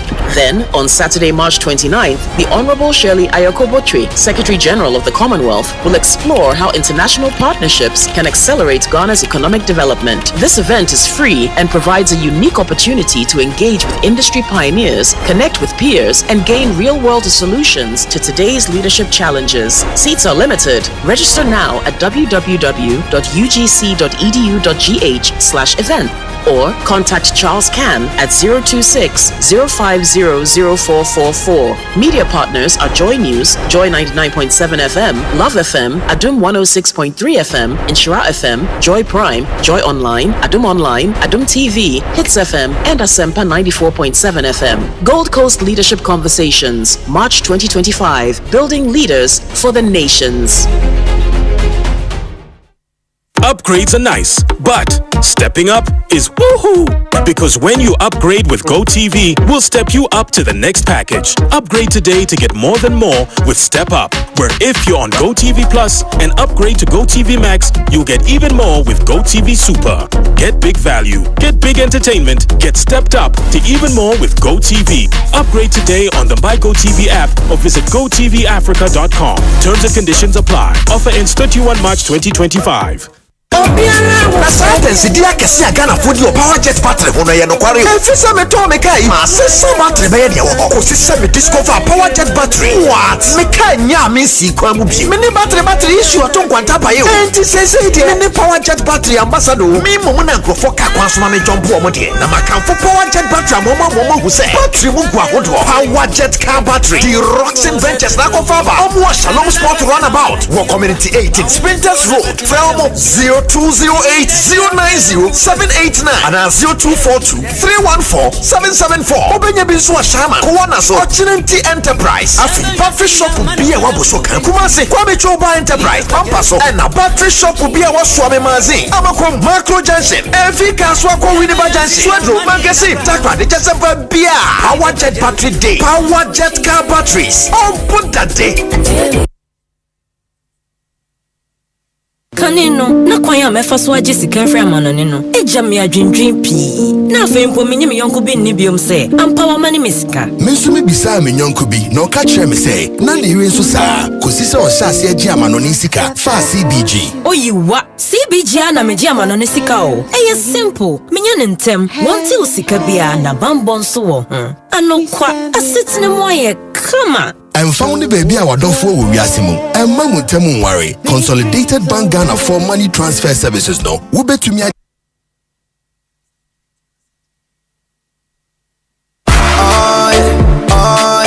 Ecobank Mobile they make me say oh yeah.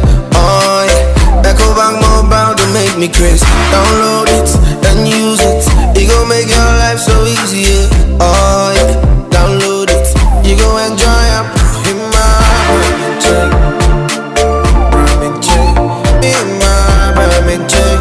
Come make a download them for you. Cause you can pay bills, you can buy credit, you can pay school fees, even just tight with the Apple. Ecobank Apple.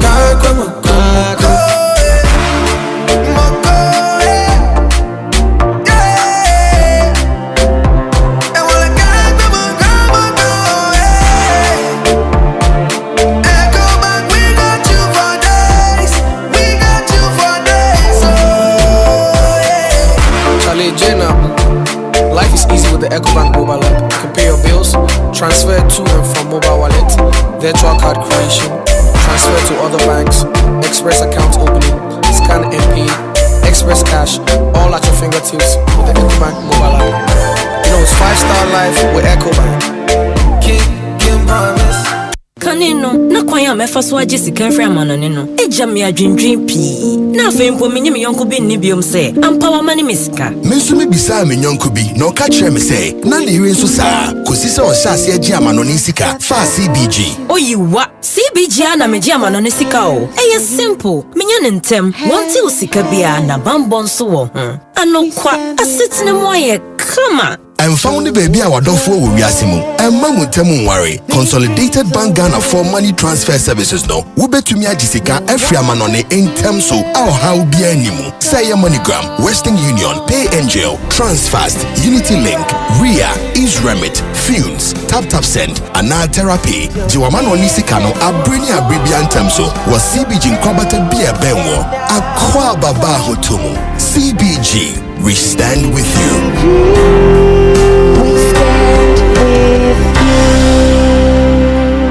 Semi sorry no pa. Kel Chaco toothpaste na me de twitwi missing. And mommy confidence. The money nyina. Se wushia ama na me sifit go so na mesrea. Eya wanwa hu. Me de Kel Chaco toothpaste. Ene twitwi missing. Obo ade ni pa e wo bidie mu no. Ene e dia ye Kel Chaco toothpaste. E boy sin ho ban. E free mowa e boy sin mu tokro. E sin ahye. Ene enumunka. Sure say amani Kel Chaco toothpaste so nie. Yeti center for. Me de magical Chaco toothpaste atubu. Me use na no pa. Ya na dwa me koda no. E ma me sinye fita. Confidence level kwaso entibi na ma. Na me si 32 ni na guso.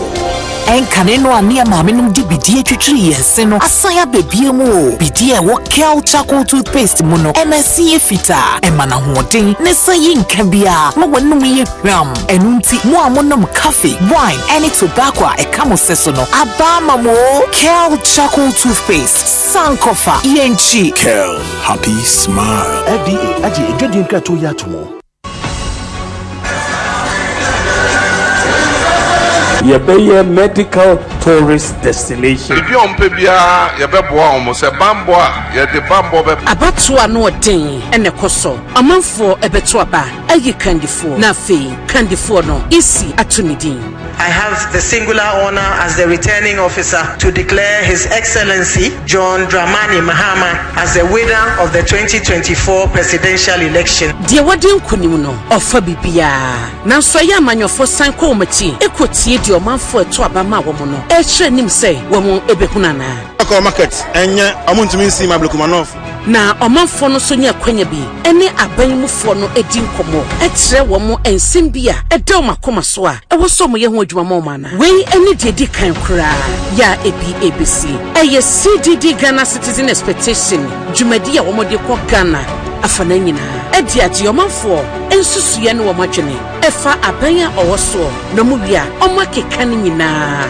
Abo dwumadie ne nhyehyɛeɛ no sɛyi ɛna teɛ February busumi ya ne da ɛtɔ so aduonum 25 no ɛbɛkɔ so ɛwɔ bono mantemu sunyane apoe mantemu kofodua ɛna tifia toy mantemu wa February busumi ya ne da ɛtɔ so aduonum so no ɛbɛkɔ so ɛwɔ atoy mantemu sakrade bono apoye mantemu techiman March busumi da ɛtɔ so miɛnsa ɛbɛkɔ so ɛwɔ Greater Accra mantemu mu ɛwɔ nkran ɛna oti mantemu ɛwɔ Dambai March busumi ɛda ɛtɔ so 9 ɛyɛ Asante mantemu Kumase ɛna mfinifini mantemu Cape Coast ɛhyehyɛ wɔ yɛkyi no dwumadie no ahodoɔ ɛnan ɛna yɛbɛyɛ ɛdiama special groups March busumi da ɛtɔ so dubako no atefidu mantemu Tamale ɛyɛ ɛmabu nhyiamu March busumi na ne da ɛtɔ so dumiɛnsa no ɛyɛ Framantemu ho ɛyɛ ɛma ɛda wɔn ɛbɛdi saa dwuma no March busumi ni mu a ne da ɛtɔ so edunwɔtwe no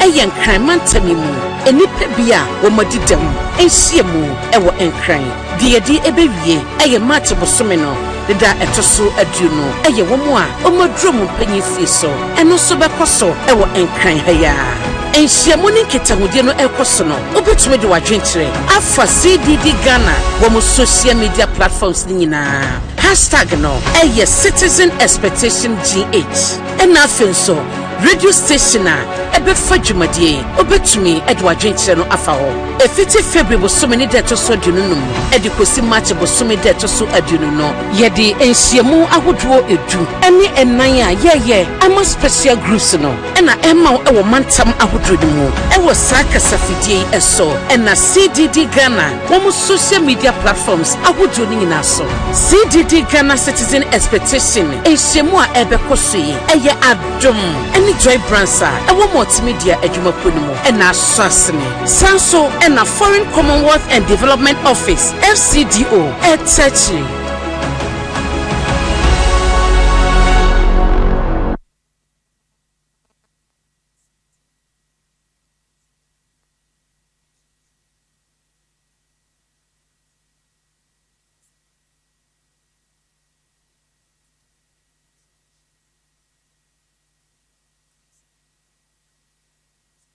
Asempa FM. Anytime I feel lonely, feeling sad, only one station makes me happy. When I wake up in the morning, only this station makes my day. Oh, Asempa, Asempa, Asempa FM. Asempa, Asempa FM. Oh, Asempa, Asempa, Asempa FM. Asempa, Asempa FM. 94.7. Asempa 94.7 FM Ekosiise dwumadie ene wasungu so a utie no empanimfo nyina si adwa ye krado nti ebre na so discussion segment no ye de ebrewo efri sabri ekone eneminu mema mako miensa mo a mode sofo rekisu sabrofo no lawyer wo ha rekisu no sofo se won rekisu asem no ne esese wo ka no wobeka ne pepe eti sofo wo fie ha ena lawyer Kwesi Kwaten ewo fie ha ena minia Dr. Sami aye o say mfia a discussion no amfa di ntia mere omso wo interest ne dey oni IGP we won tokwa da wo discussion no untimi nyina mfimfini akwa omso dey ntokwa un ma fair judgment wo issue no oh no e dey asama e dey ko mu chi asam kra say ne moye na so dem ho no na nipa kro di love the message ba say oh mi love asem na oh o say e dey aso dem aso dem ye kanya mi asem so for me enhwe letter ina fe ye fan start discussion no abusuafo kane omayi proceedom so sahene ye ene ye kan be kan former IGP ne krata ya ode aba efa sabri mampani kwan ya wagya no se onkwa homegie mu no former IGP Dr. George Akufu Dampare say krata beto dwa on the 14th of March 2025 no ne edikan ode aseda emma abanyi ene mampani mampani John Dramani Mahama en wo se order na se aseda chese o se ahye na komama en wo de ema no wo se odo Ghana fo nyina so mada na di a kire no within 24 hours ebeto odwa se yayi no afiri honomo en ye ebi o da bi ebi ane wo se odo bi bia se mado dosonko di a kire no efibre beto odwa se yayi no mo so oda mase papa ni edi honum bio osi aseda ni bi enkoma mampani dada nana adodanko Akufu ado the opportunity a wode ma no ema ne som ye ewo my Ghana mu no osi mampani so aseda no ebi enko emfa ma no se ye ba the fourth republic anasa memu etoso nan mu a o ma ne be ye the youngest IGP anasa IGP a chese osakura onya rehemu wonimu ema no eba besom yen na ose mampani otiso so mampani John Dramani Mahama odana say because oba ye no anye bia be bosumi mienu de o ma ne that opportunity ma no asom say IGP ewo omayimu na nanom hemfo ye wo omayimu so ose mompai bo a mode ta na chiri wa bra na oye IGP so no odamase bebre ena security agencies ahoro ye wo mayimu ene wo mo a security analyst fo ni nyina so no former IGP say odamase ewa chitaya mode ema no efi hono ma civil society organizations ahoro ye wo mayimu so no panimfo amudidi animu nyina oso odamase ena the international community so oso odamase papa diplomatic missions ahoro encouragement amode ma no wa bra no ye IGP no opani se odamase na seda no ni emu edupa nkoma the Ghana Police Service say for the past 35 years awasom ewo prosi adwuma no emu no wose che wa beye the youngest IGP ne de okapa wose say wa besom say the youngest IGP all rise yaba wa beye director general welfare osan beye director general administration ni nyina no muta nachi na pomap forso oso odamase police management board odamase papa ewo opportunity ne senior musine ne kabo mu na mosom ye kwanya mofa so boa no ema emra ye adwuma wo mayimu prepayo ekoso ewo mayimu na former IGP say 55 years osakura wonyini ye enti Asempa Akua wo kan se onsum nwie ye osom fufuro bia no o my Ghana wa ye krado so obesom o my no enti odamasie no kwan ye wo so ofa so boa ma discipline koso na niema nyina akoso no o se tie brofo de ba ye o se he remains energetic committed ena wa ye ready so se obeserve o my no tete na wamani oha same the Ekosiisen me friend of Ekosiisen na me twem na friend of the committee committee na me twem na me say na eja wona wo ha na me say de ye ne da no memra na me mechi awo abusia ke je no atene nka na say ye nka bono deputy communications officer ba me da say deputy communication na mo sa post mo fa nto many power from me final libre na mkita no ayo ne yi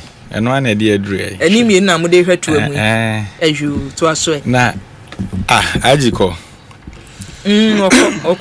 tiatia na me nkom pen all the best me dey so nim say from day one me supporting that ba won support no nche se na dwuma obeye ye oh nye se na dwuma me oba ye the way na cosmetic policing ye ne de no man supporting that nti me nye ne na me be gina be se okoye me ya me de enya me ya cosmetic policing enu ne de na onam krum na ochi kalawuli na ochi kosua sometimes ne edwa bi hye onkohe unim de me di dwa no pa me ka no kra kiro da ye kwachi mi krum fon kranzan ni na ye be bo ni tuoku no wotachi ma kwan no so no be sin ne ye hu result yensie ne kra be sin ne ye nim bebi a yensie abranche ye nim be ya body asemo ye kan ya nte ho hwe be sin ne na man force inside that killing with police administration is too much and I want it na enkranza de ya wo kan bia nhwehwemu koso ye nwie na refi de police for kro na biko ye wedra kaka o se hwan case no Ekosiisen okay dey see o aso ase okay na no Nigeria for an issue a lot of issues one person me there from day one ade ba kwa his excellency aye mani age ho pa ne se dampare Kofi mani age papa ba nya nwanwa se ennamumu bi ka se ne waye yani age se wo because mu ankasa mu nkrofo bi from parliament ebe ye hu se mampani na adu be yi no da bi ye nti ase me from day one opposition na man supporting da me be Ekosiisen ya be bi ni na me kan bi ma no because of the C1 kranzanti mampani mahama ba na no ade o ma on assignment ebo 1 month ye hu results o si nipa na ye kum omo in election ni ade no o ma ni hu de na what afa ho nti ni age na o se o more time ahead ni de won ho 55 massa pension dia pension ade na hwan na se unim da obewu ye cap ye no na America kasakwa na America enne IGP a enne ye se konako home na police for shijama is that a good signal? Police for na se by election and see what police headquarters and then we be our friend. Are you aware? And the police for be a bam office almost see obi omuni na or that last round will promote no mako 5 times. You don't do that. You see, this security services no the same thing na no mo dey basintele wo ayi ho no immigration ho no ono so watena ne tuso sanfie nwotwe wanko ba bia basintele ya na ya boni so on ebe yo modi aje no wo ho no en enyema we ne yemfam build your mind IGP dan parade ye se ne watoto record o ya na record o ne ya send ama no and say voices you kuti o feel na ne mo so appointment ya sa manfo a maye peeved na mu promote o mu because basintele de ya wo kan wo na migration ya no president mama daroma na ya wo kan ya di nani a manani abre oni majuma o deserve ya de amano yohonu wan enti ni di okruma ye ka proper policing na yohonu yini free mu enye yi was serve over 20 years police for okruma 40 sorry me say 40 years police for okruma bia prezi yohonu why in the history of Ghana this is the first time I say IGP bin Kofi police for shijama and the election what is the cause of it enti appointees na ye case study mamu nyina wan hwe yi abebi mampani Mahamad wa kwotena no suba enti da obekofie adwumayefo ni nyina bebosi enu akua ye start see ye bosi a na chese wadwuma nso ani ba ye see simesi nkwa na obekọ na we choke kọ oh boss pa na ekoi chese de wo ye no waja impact bi a nipa de be kai wo en nipa de seni nipa ni monyam nipa nim cosmetics anyamanyama no emfa nkusi be biada na ochena ene de be judge so me Eric J I am one of nkofo mani age president Mahama appointment we mani age ho pa his excellency we try to pursue kotwa wejuma so na wo kan age na jehunu asevu no so here dampare so 55 ana nkrata bi say jehunu asevu 40 years 40 years yes if man 15 years obedi police dampare kwa na odi police no na yohoni di police na dampare 15 years but you see because fairness and prevailing administration be money no it me time obi fia na e push na long service nkwa na ye ma men kan say security services na ntse politics ya ye now what bobi sergeant ahoma be 15 years one promote no one manatena police no de saa the sergeant co pension the sergeant akatua obi so buy na your fan on in the same rank and you were promoting the best 6 good times when him say the hatred any room and those are the things I am fan build your man enti president Mahamadi papa yen share na nke ewu sisi your kind budget na eni jaba oyi ajia eni jaba on e wa na msi ni wa wo de na me refi kura sem be chia mo Asempa na bo Asempa na bo na ezi enyum ba ko e trend pa kwa oni menyum kro oka obeye oka obeye JME ma be chia yesi obuso President Mahama nyamisha no e papa de monto mobo kakra ni ye nhwe ba ye mpa kwota na chiwo ye besi so anke sha ma papa nyamisha meda se ebusia Erika J na yate nene no ma memfa ni sie ya doc betan se na ye nkaja engum na mema kwasi akwaba lawyer akwaba yeah boko de yes I know say adom na Erika J wo so utwa betia African campaign ye ebe to campaign song nyina wo so utwa betia African campaign ye o de sempanam o na pare de ye your boys go when chinu almost salute to go almost yenko Eric wo batu nyi mo so bo kan mo a mo yi nkra di ho anyway say when you comment us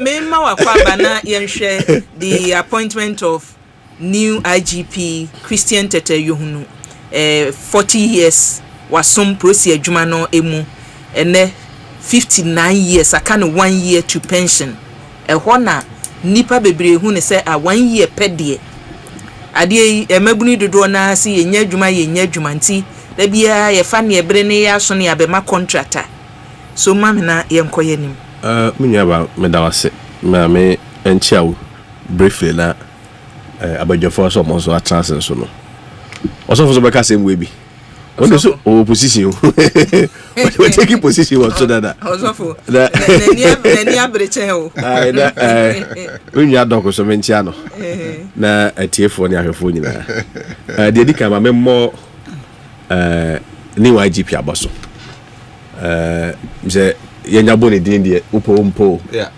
o kasan kwa dia catch ne de eso man congratulations because it's upompo na YGP onyu obi a menene wo personal relationship but to da asema se bi adanse ni ho ye twa bi so de de adanse me frɛ ewura bi o ye police ni a menti mi mo ne din o me ni permission se me mfa de din de entudwa na wohwe remarks a oma o papa ne ho a bebre na aye wonu kwa nhia dada o se sa bro no mo free training ba ye no na o peculiar issue a ekwan bia no person ko o kankran na posting it mi do ko to ba bia obekọ de na so ya enemy ekrom hayete the political environment ne be bia we to da wo some issues bia o timi wura na ya hama o se first person wo bo ni din ni se onko hu papa no se na me new recruiter afeni afa me meda ko hu asmesi papa yo ni no so we very accessible me no remarks any pa na kan and na me be because I wanted to understand na me ba ho jubilation na police for na day yes police for jubilation initially I thought it was staged maybe just to make a statement and also to run a certain narrative to refer police for me across the country and me tie mu we can say no we can say my company nyina and into na ama menya a very strong conviction say new IGP no e bonabaso na 1 year de no so adoso obuga papa obetwa wa nwa papa so abede obetwa until within 1 year enyina expect say the time wonya as IGP no so vanya kakra no so betimi ne mre so no ye de no okọ na ade ba ko a me pese me kan so ne say papa dampare I mean, whichever way, but if also talk about no day, way in America. Me come no. You say me take very, me very careful power on my comments because I say basic panic na haba. And I tell me have my yankasa me ho. Me tell my political party. Who share the political environment and the mood of even the two political parties na. Who so ordinarily ki IGP be through hosa. Nke be other party nke sorry. Hey, yem play. Hey, oh political witch hunting ni ade.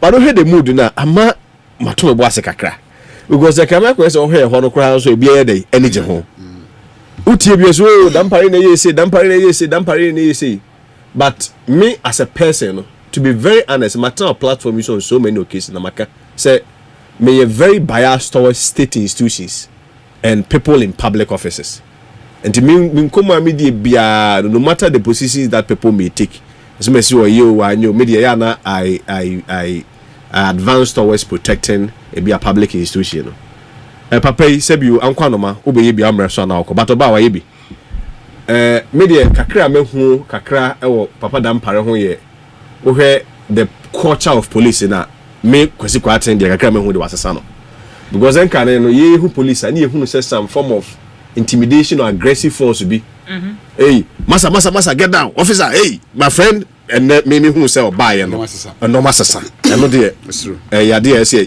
ye bona baso because he redefined the police to be a service as their mandate say a service not a force and so that police ni minimum so army no dey say do before you complain or customer on here so be chire man say na ono aye dey ayadwen ade kro kan say with this one say na aye dey ono dey we be amato aso police service ntesa it's a service as oba Ghana education service o he article 190 hono kra na o he public service na one police service nyina wo ho we the service there the nature of services are all render no enya ade intimidate e say enipa hu a wonu mu nya rehemu enipa hu a wonu mu feel safe enipa hu say oh police ni wa ha de metima adwa akoto ayo dey e wo previously that was not the nature of police that we were practicing timi papa no me bona baso say on record no we will remember him as such say the ultimate changing the image of the Ghana policing na etimi that intimidation nature of police police need my friend calm down no there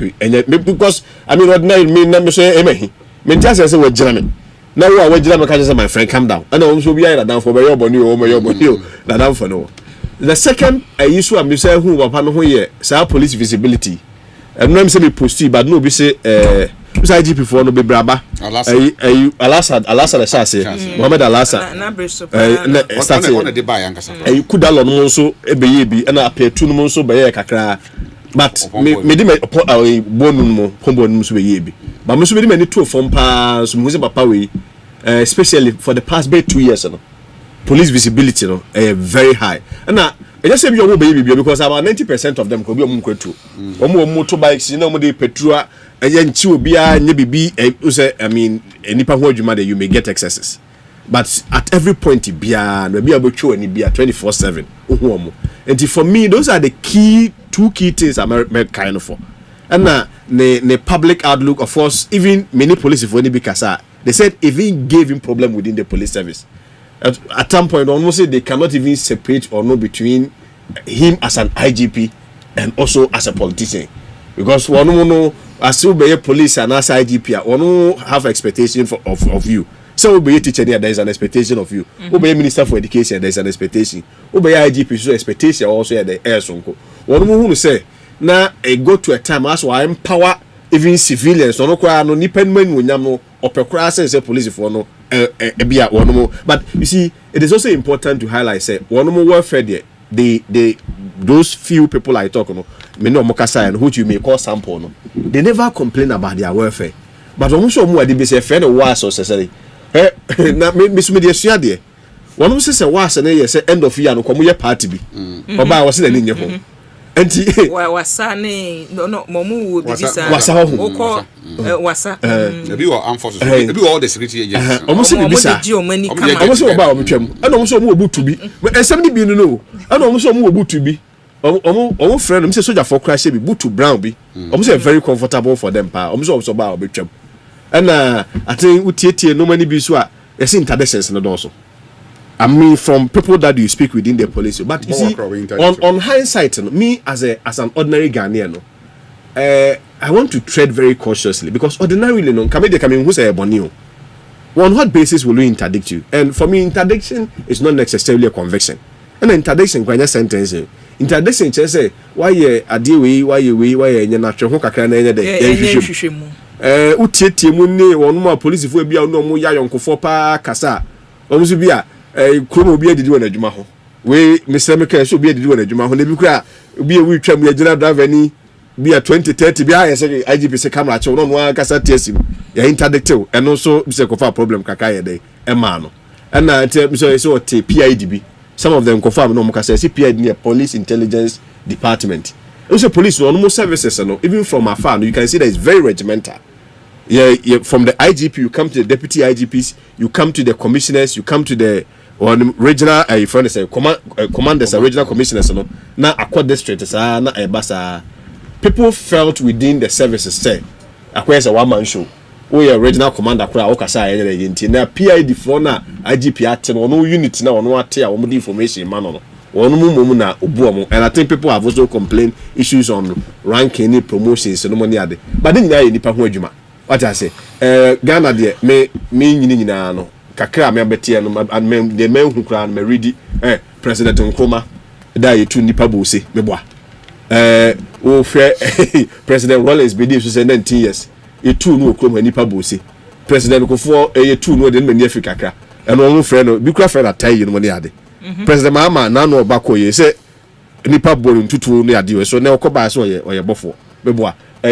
President Akua do kwade on kwade dem say na nyina ya da so kwade the references na we say no yes I think say nyina ye nipa ho ade yo you be remembered for the good ones, you remember for the bad ones, but me I want to state categorically say it's no bad system produces good outcome, and you cannot also separate the culture from the people.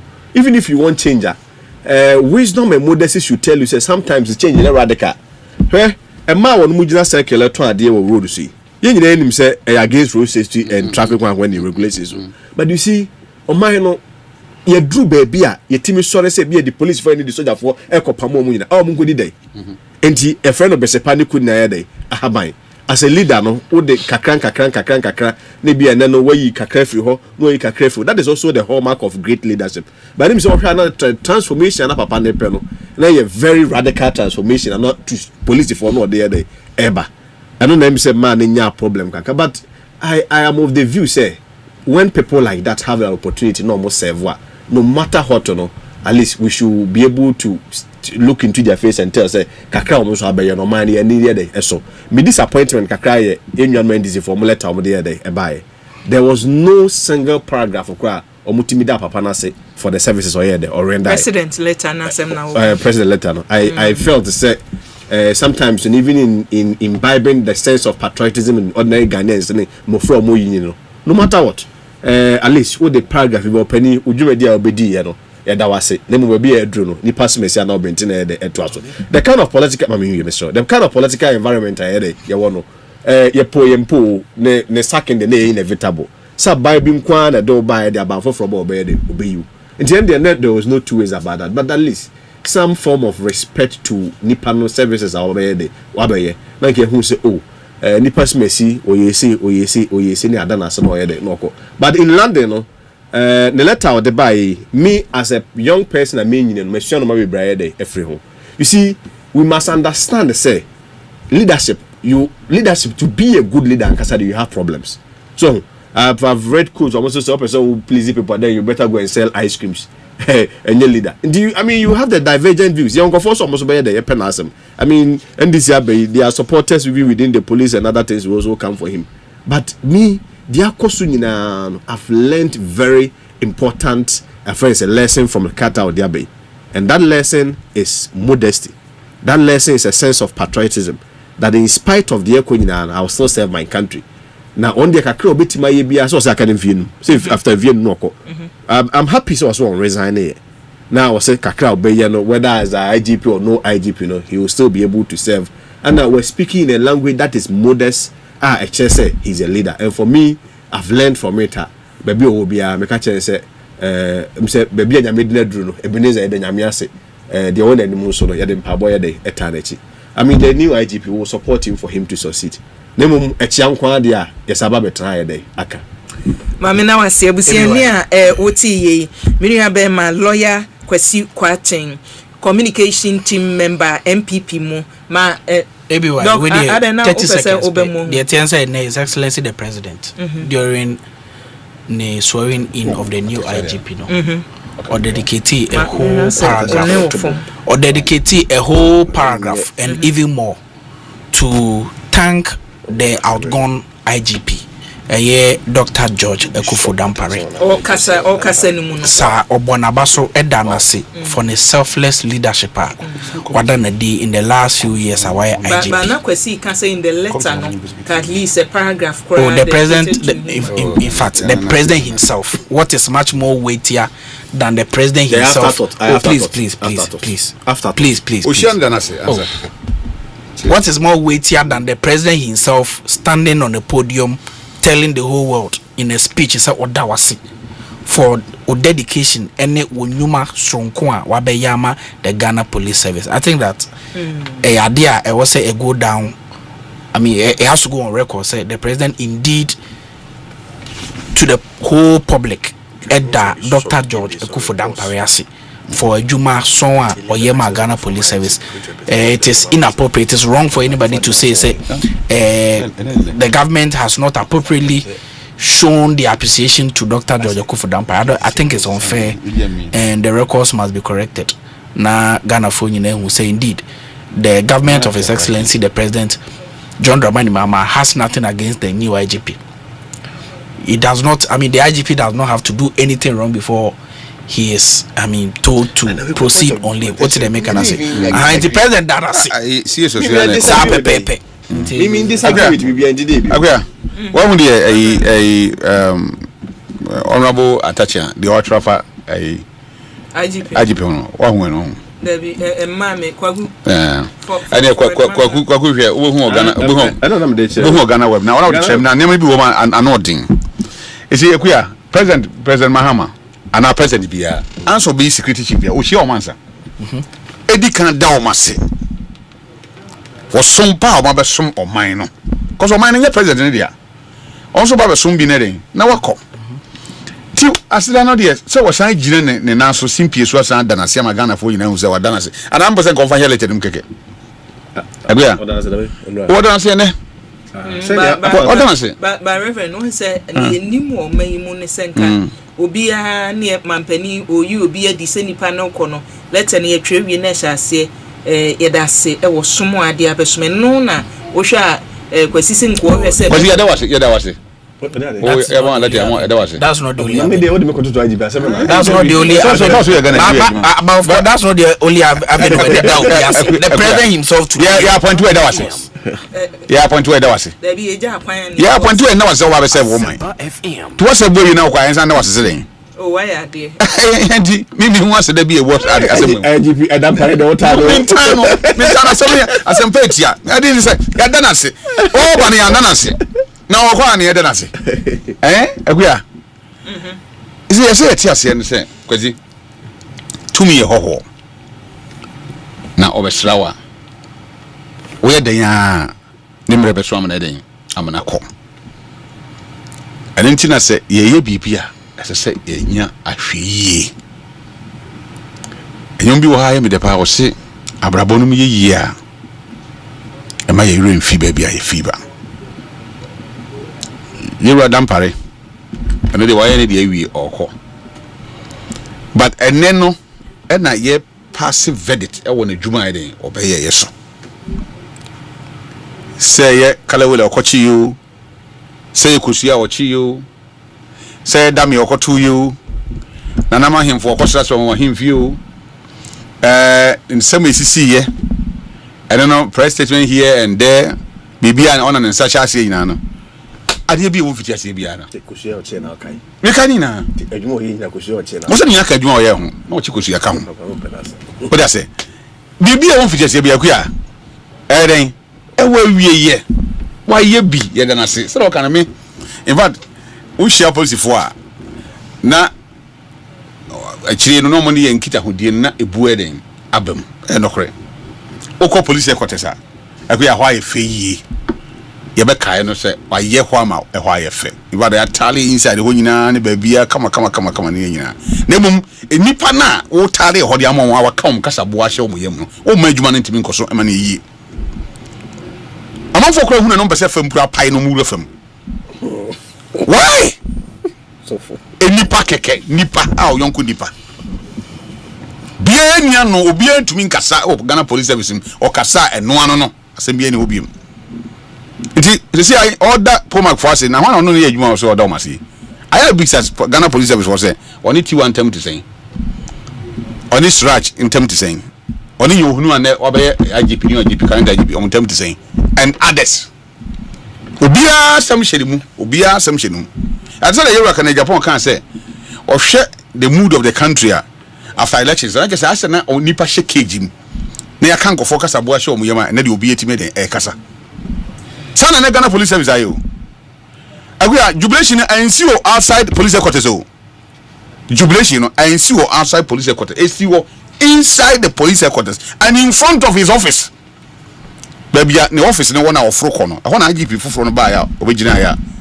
nko for person deaf community omo so no e ho na no mututu sikagu e ho na no mututu sikagu no na no ye ene IGP ni mo we current IGP nyo no ni mo we eye ani gie na aboro so and abrant 10% say ni sika kra ina ba yira kra enyira because ensesa ya ba na asa mu wo enkwasum bi mu ana ne yeyi wo mafiri mu afiri mu ba anwofo homa sane akwa am no kaso kofo homa sane ngofo ba ya homa posifo akwa no na do so na ma odu ba bia no kasa o nyahonu eye wuda nyamia se nyahonu ba ayekwa posifo na kra be drive car kwa mo eni je keke ombe je odwuma drive car do akofie because obia me nkasa obai wa anya hwi o me kasa na kisa ma bring me eno no so ma ne nye nipa se ye be kasa o nipa we de na dwuma a wo ye because both sides say NDC or MPP na wo hwe former MP obi tsa atachia right up a waye fa ne ho hwehwemu committee onu di animu ne oso ohun ye na nipa bi so ye ya mena anyi no NDC fo obose MPP fo obose no ma ne ye nipa papa mu ni nipa papa o ye nse wo wi ase na se nipa nyina kasa onya ni papa ye nse na nipa nyina kasa o ye de no ye wo nyina na kasa o enti e mixed but dodo na kasa onya enti that's it e ho ne so dodo na o say nti wo jiri so onya yes kwasi we teacher di wa pass ye ya I mean 62 I 70 John kan 90% 10% difference in the 90% for say or a young new year na the 10% say open I mean why now me am one say for the first time Kofi bi say o mati say ye IGP even President Kufado na onka party kwati champion no 54 years no ye 54 years and na ye no man call retirement but I miss by no yi no and okoi a political appointment ube ya IGP a political appointment kwaji now when you say chief executive officers out of various institutions call public service commission some call anambwa now public service commission for ajo matum say omo serve I didn't say aban foforo ba omo call go from some court and be say bizom because obi a only 60 years be aba or call public service commission interview na afa ya grant you now president among appointment so ultimately they koye adwuma but after every 4 years we are yes sanko for 1 years on why don't they go say I didn't hear obi one only 60 years na or ye adwuma or a forestry commission na can say aban by was and you court there are some court ruling to that effect but who say political party so amana ayo no say enipa de man no say abo one na obe kokra nye say bizi kwesi one na obe ko enti ade no say obi wo ho opon bonu fi ho no na ye wura dam pare den e baaye say osom one day kura na obampani foforo baa na oso ntimi ni adwuma wasom ne de waye ne de ye da na se nyame hira no akuya na o kasa so oda ayifo so asofo so ase enzo mu asoma hodo na kanifo da mwase asoma hodo why specific na sa som so for ka ho okay so some bia different but asofo so yes some different asofo ka ho so da mwase yes ye da na se pa ye obeye nyina say yetimi chi obi because wa share come 1 year come sha wa share ne 1 year then na nipa no share come fa na ho no ankasa ko stage in come share ya chini tum no ya reminding na de ko hu sa ba 7 police stations ajuma papa si achi obi say edipa na ayam fonso me nkasa unsa na am for quiz say bia ye me no problem because ya chi so for usu bempa no si achi so for usu bempa say wa fom emra onso ncha emra Because you tell me, but uchi obi se ofumra na onso nchembra ya nyina mra na asoso sign fire dey ensa nyene bone una emra nini so obi a yede na call hospital na yede drip asini so na ba bia drip no dey handcuff asa beto ba bia yede pane na den awo ato nsa 5 armed police officers to the home drip na nsa na ya 12 fili so ni aman so asade na koto back to cells na wo ka kire me se sembi una yede here una senka nya wo ya kana mintie sa no me dey wo so ba yes na nsa ba ko na wo dey and they say bisa IGP maybe a drip one or so yes order from above say two drip finish so then come back the next day when I came to complain here I said nipa na da so da ho or yare ye fan hospital no anwumre be 9 o'clock be fan ye 18 police officers be fan ye de tra empaso ene man drip oti won ye say man ya man na ho kwase man na ho on trampa no so 2 police officers ba ku gina obi ya sent 18 police officers ko every minute you can say meter bia police ni gina na order different IGP adawa kunipa ebi abesa fe na okukum nipa meeting the people are saying the police are saying that order from IGP okay ya ka won timi ma kire mu akuya obi the stars near the police car ba be fa na yinu anajo de ne nam ye check car no na car no ye number ye car bi asesi workshop bi and ye de ne nam anajo around by 2 a.m. e de car edi omochi ada ye se echi obi na de koto ya remind say fan cost sa esa anajo police obi you na omde ko town na me client ko ka me mpere omde ko town anajo ya ka was ma dey o ya no for the first time o see o instructing ma a whole regional police commander e be da kam to make sure say o su be bad cells and say na go for can say o na o interest na asem no na bia mo tan no obi antan no ne ni ye na ye ka ho asem ene obi antan me tan no me tan so me gide afri no me tan no nyehwe but that is say wo papa unua ana wa na ye chiw ni ye tutu sa o china wo kan asem o be kan yi say wo kan asem in fact even not because of me kwana nke dey call a striking force cells nkotodwe ne call from amaye de ne ba what do you call it cantonment police station tete nyonu aye kana asem ne na me kama mo fonte ase nyame be hira ne papa na me ko wani agipe ko anka me hu de me look when we were going to the police station and I'm a friend say commander asem say na ba or say what he's a man of God but if would whatever the case Uju cantonment police station for phone mami ni edipa police station on kasa I gave the phone to the can say counter what officer now in charge or see make sure me din family shop my logbook or say whatever that I am the deputy IGP my environmental cells because I'm a man of God whatever it is I need more than 5 minutes Dan Pare called the divisional police commander and said oh no na IGP they should put him there me say on record me na make an you be say me say now on the time we be ban na it dey account some more time or time Dan Pare no the time we be ban na na we treating say o ya boa no or time na why in any case police for watching some of the video be trouble say why bibi but uko omo report ma omo say o attack police o grobenzo obi ya sorry na police officers abaho tutu on the church premises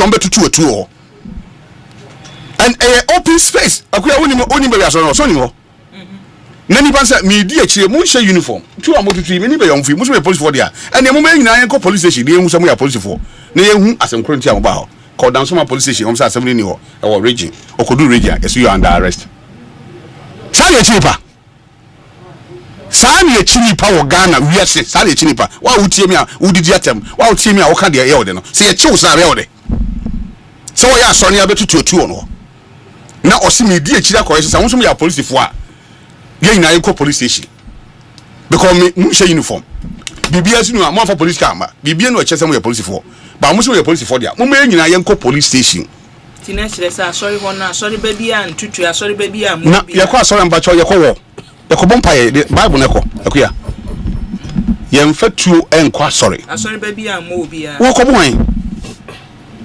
they people who came no and let's try so on making call for by force na ka sabe so ye na dwuma yi a na ka waba church so wo hia obi a nti wotimi for invitation ba sa so for pani apostle force ye hia that's it bra police hia because of ABCD come to nyanza amrante na mso ba be che omo nti come to nyanza ye produce omo se mo hia enim sa sorry ni person si bente ba sorry ha apolice fo hia nti papa se opon asori a oni apolice oni amrante dem bra kwasi we lawyer asma me kan say etiamra kanam tie etiamra otimba no mo be gina church compound abetu tuo and if the man of God says say me di akire kwa kohese mo ya police fo ampa okowie ya say okra ye hwehwe odada so you are under arrest.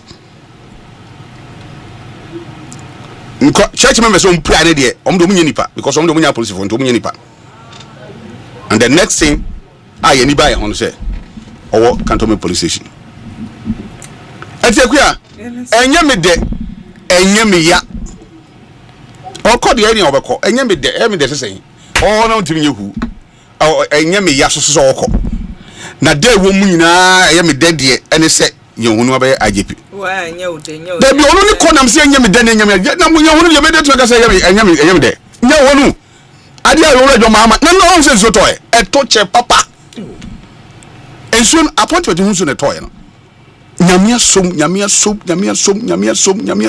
som hey game ye hu de be okra once sana ke be happy Asempa FM o tell you kuya ya de wo na once we ye pia so na agro no yanka ni wachi a o se agro na de Asempa FM se boni ade na ya nyama ai boy na Eric kana se bi enkransa obi a ya be fa ne free fie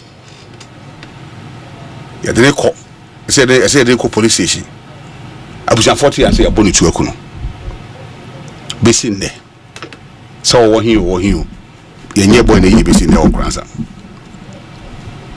ti so you busu ani na you nua would you be happy? I am not saying say yewura you hunu abai so ye bibi na enya kwasi bi meka ho asem ba nye hunu a minim no emparen se obetina se amane mabasa say side akoso ti is ye kan IGP ba ko pe na Ghana am for say IGP ho ba ko pe na Ghana your former IGPs but one IGP pe na ho any IGP bia ye mo ka akua mo kan ye mo fa former anto ankofo di so IGP always say me you afrim ko bi owusu ansa se akua Kache Reverend say wamra Europe ha no meka nkyere prosi for say oye pastor ntimi enche no obi ankasa akua obi ankasa mo enche no nobody says me enche no ana me kansa se ne na wo ka say ne IGP yohunu ka say emfa ni din shekrata so yeah say me emfa ni ntum esase wo ye nyame nipa na IGP so frɛ no so say me so me ne IGP me se mo emfa ni ntum e bi e hwa no ye no de e bi na o de ja se me nyo oti je be ne ho o so wo Europe one share the exact country yo nyame ya do mo baba Ghana Dog so much me boss akasa His Excellency the President akasa o say imprint there on IGP on the bit me ayedwuma na yesi panyin so dware na nso ayde asa akwansene ni wura president say at this point in time no ne Christian Tete Yohunu as IGP the bit me ayde papa ayedwuma meni ho asemka na utie ene the environment around the whole Ghana Police Service, the commissioners, the deputy commissioners, no.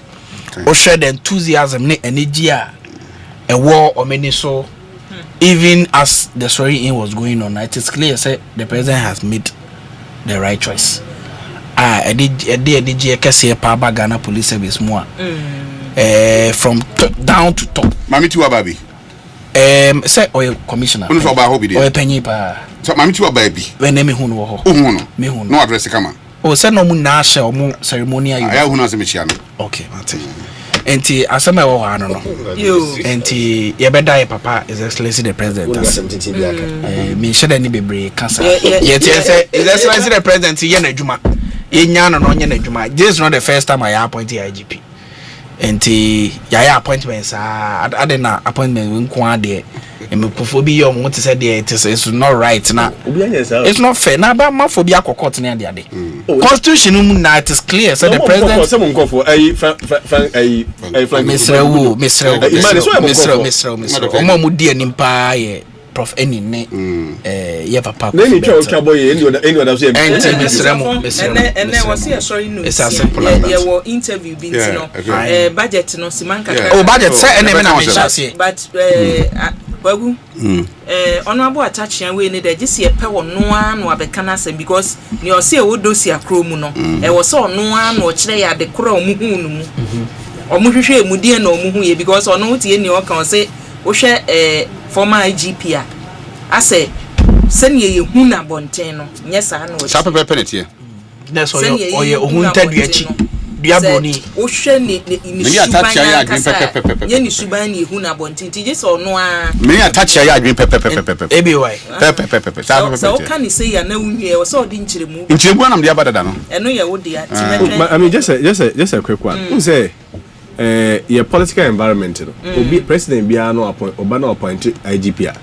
I mean in spite of your work you expect to be your objective you know obi expect some level of loyalty appointee bia ansa no watimi no aye adwuma wo hwe your party for no nkomo omu die nyina titu the latter part na emso omu lusu gidie wo papa dampare mu sana mse wo hwe attach an se mo kana kwese say wanye loyal to your appointee no a obeda ye loyal to wo beto aso say wo ne be ya disuade bebre but yaba eno so na obi te say Angel Kabonu no ka say si yes loyal to nipa or appointee Kabonu loyal to the state and Kabonu asema no you see the objective relatives you are impugning the integrity of person of Kabonu hold on me come asem you see your objective realities you know o my team ya to aba wi a say IGP no in practice what are we expecting so ko wanya dey or your lawyer to mine what are we talking about ono no kra ne de ende one limiting to say IGP de no nko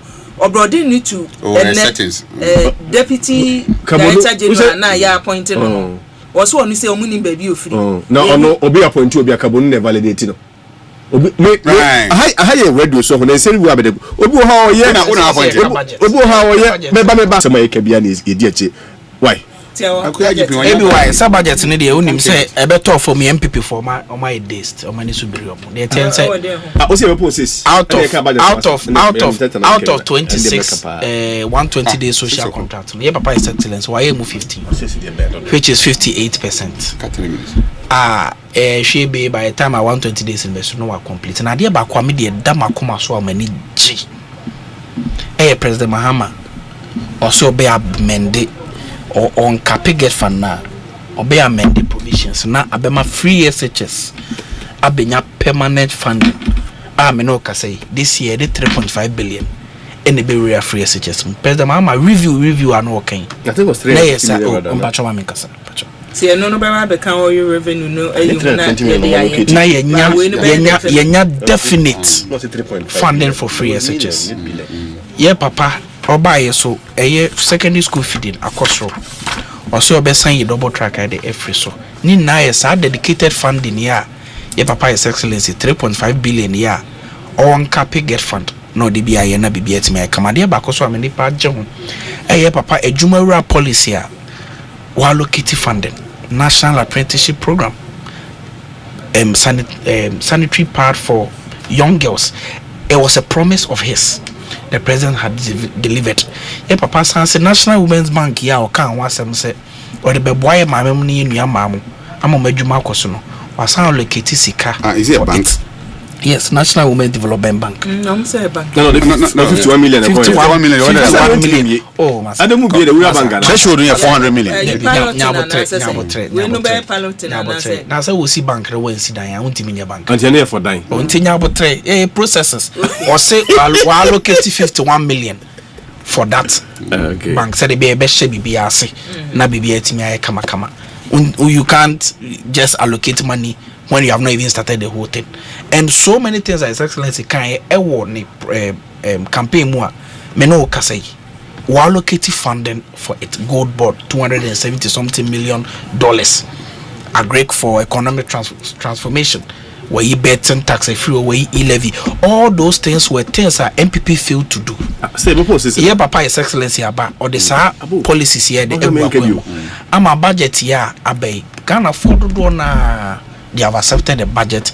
This is a budget Eddie Hope Abba, and it goes a long way to affirm my position, my long held position. Say, yeah, Papa, His Excellency, or you'll be aware honest, or you're not quafo, or dino cray, or born in the Magana. He's a compassionate president. Look at Sika Watcha for victims of tidal waves in the Volta region.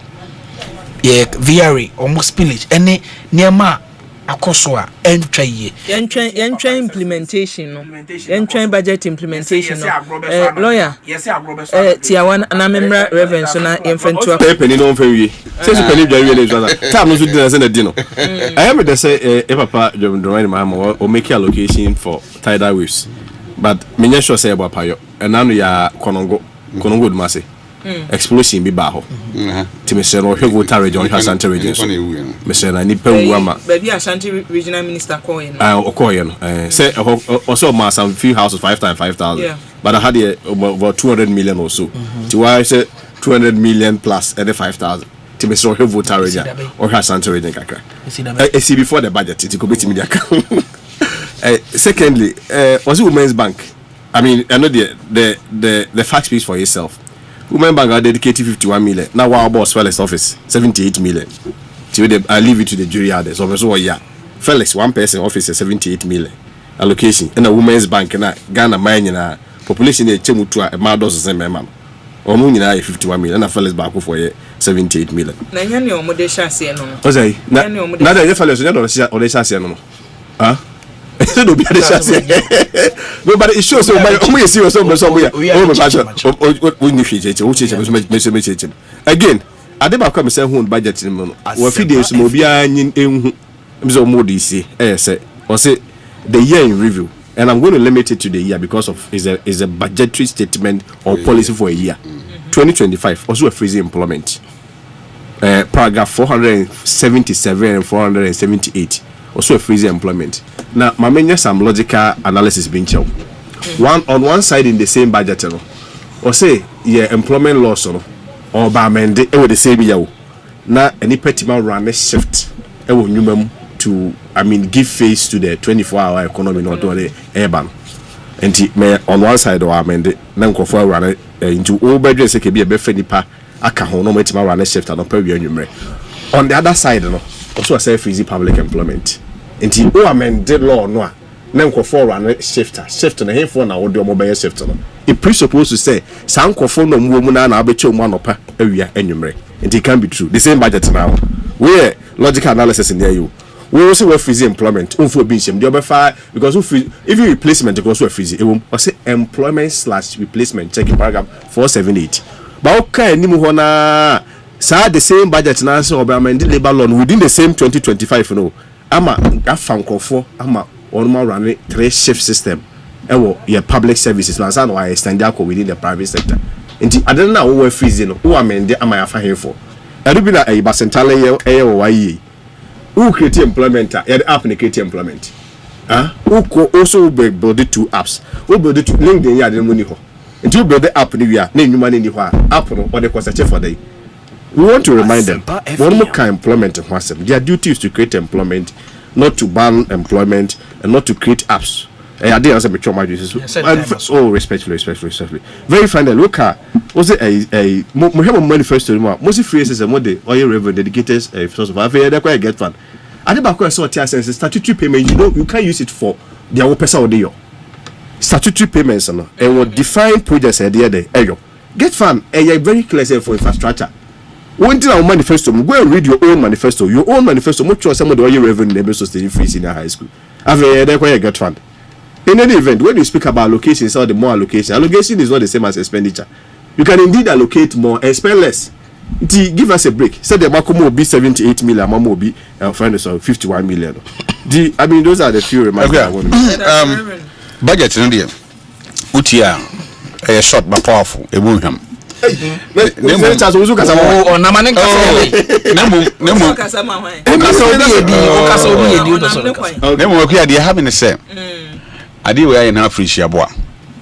mfie nwotwe etwa mu yewura Kufa Dubai first budget na emu de nkofo kra bo se e wo krom na wo so kan no me 17 taxes ewi akiri na kese aye nsem bebre na me de me ham kakra ne se ye to aba moma mfie nan ye to aba moma na wa hye ye bo mfie nan bo hye aden na afie di kan nko mbeso mo ye bibia me dwe ho amenti ase because utie aban na oba na sika ni ho aban na ye challenge ninso sika ni ho nyina na kese niema a woka bebrebe no die na wo ba be ye eye Busia bona bi na eden ye ba be bo ntimi de me stress aban no oni ye nin yi na de se okan we mu no krokire on kan kire ye na de se de bibi boy ye memfa mo ye mu ye mfa ye ntwen emre papa because say anhwe na se da bia Busia boda da na kese ase akosi ko ogina kwantia bara de ba ko amesre na se yewura mahama boss na me kan kire se on hwe su ye man gua ukoyika 19 taxes or charges and that import no so na 19 mambo bako 19 eti say aban ye hu bibia be boa because we say kuya say eti import duties so affect you bia o mo bia nya so mfaso in fact ye wo import duty wo import VAT processing fee ECOWAS levy vehicle examination fee network charge ade ye bufu kura ba kon yes ade no network charge no yes our network charge VAT yes our network charge COVID-19 health your Ghana Shippers Authority fee import NHIL network charge NHIL Ghana disinfection fee MUITI DIF fee special import levy Ghana Export Import Bank Ghana Education Trust network charge Ghana Education Trust Fund levy African Union import levy COVID-19 health recovery levy enti yesre eniema we na den sisaye eba ti me sre beyond the budget no abane hwe na on titi duties no so ewo port ho ma yenuanum e wa ma no ne am person de niema ba yenuanum so wo Ghana ha am person kofa niema ba because the businessman ti minye sika ana budget sika because budget di all kan nyina ma allocate 51 point something million 100 million be kwa ma assemblyman for me tua we na eye paper so de na ya church de yan se ye benye sika no ye sika na sa na ma betime den aba na sa sika no sa na ma betime ya adwuma so de a ene ye gisi ye ma business se den e grow nti me say ye John Dramani Mahama se me se otia asem na so da fam pa yakwaya oman ba ko a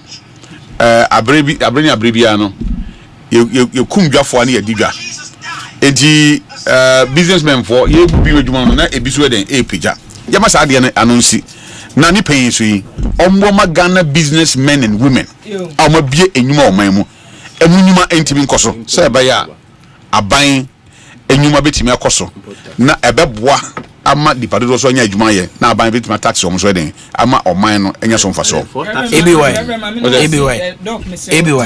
ai o ma ne mara bata dey so president Mahama ka se ma memfa musia na me nam ase ebre aso ma memfa sia na me nam ase abusan for ma me nam ase wo a woji britie ye hwe live wo Facebook and YouTube na no ye dam ase Asempa 94.7 FM Ekosiisen dwumadie no ene ha ene yedi mu besi ye da 2074 Royal Kingdom Estates Provident Insurance Africa Cream Mackerel, Ecobank Ghana, a Blue Star Lotto 4, Yadawasi Italian Solar Technology, Sintex Tank Power Jet Batteries, Translight Solar, and Africa Queen Mackerel, Franco Trading Enterprise, Millennium Insurance, and Tabia Heba Mixture. Ebusian producer say Dominic Isiebo Kwakuchum. Ena Bengazi Joe also echeche misumidin edi akria Boakyewaa Yiadom fremi ABY mejo so oman ne kwabna sante ene Philip Osebunsu ene tamechi yenko na yemfa dwumadie ento aso efri sabri eko Asempa FM God with power.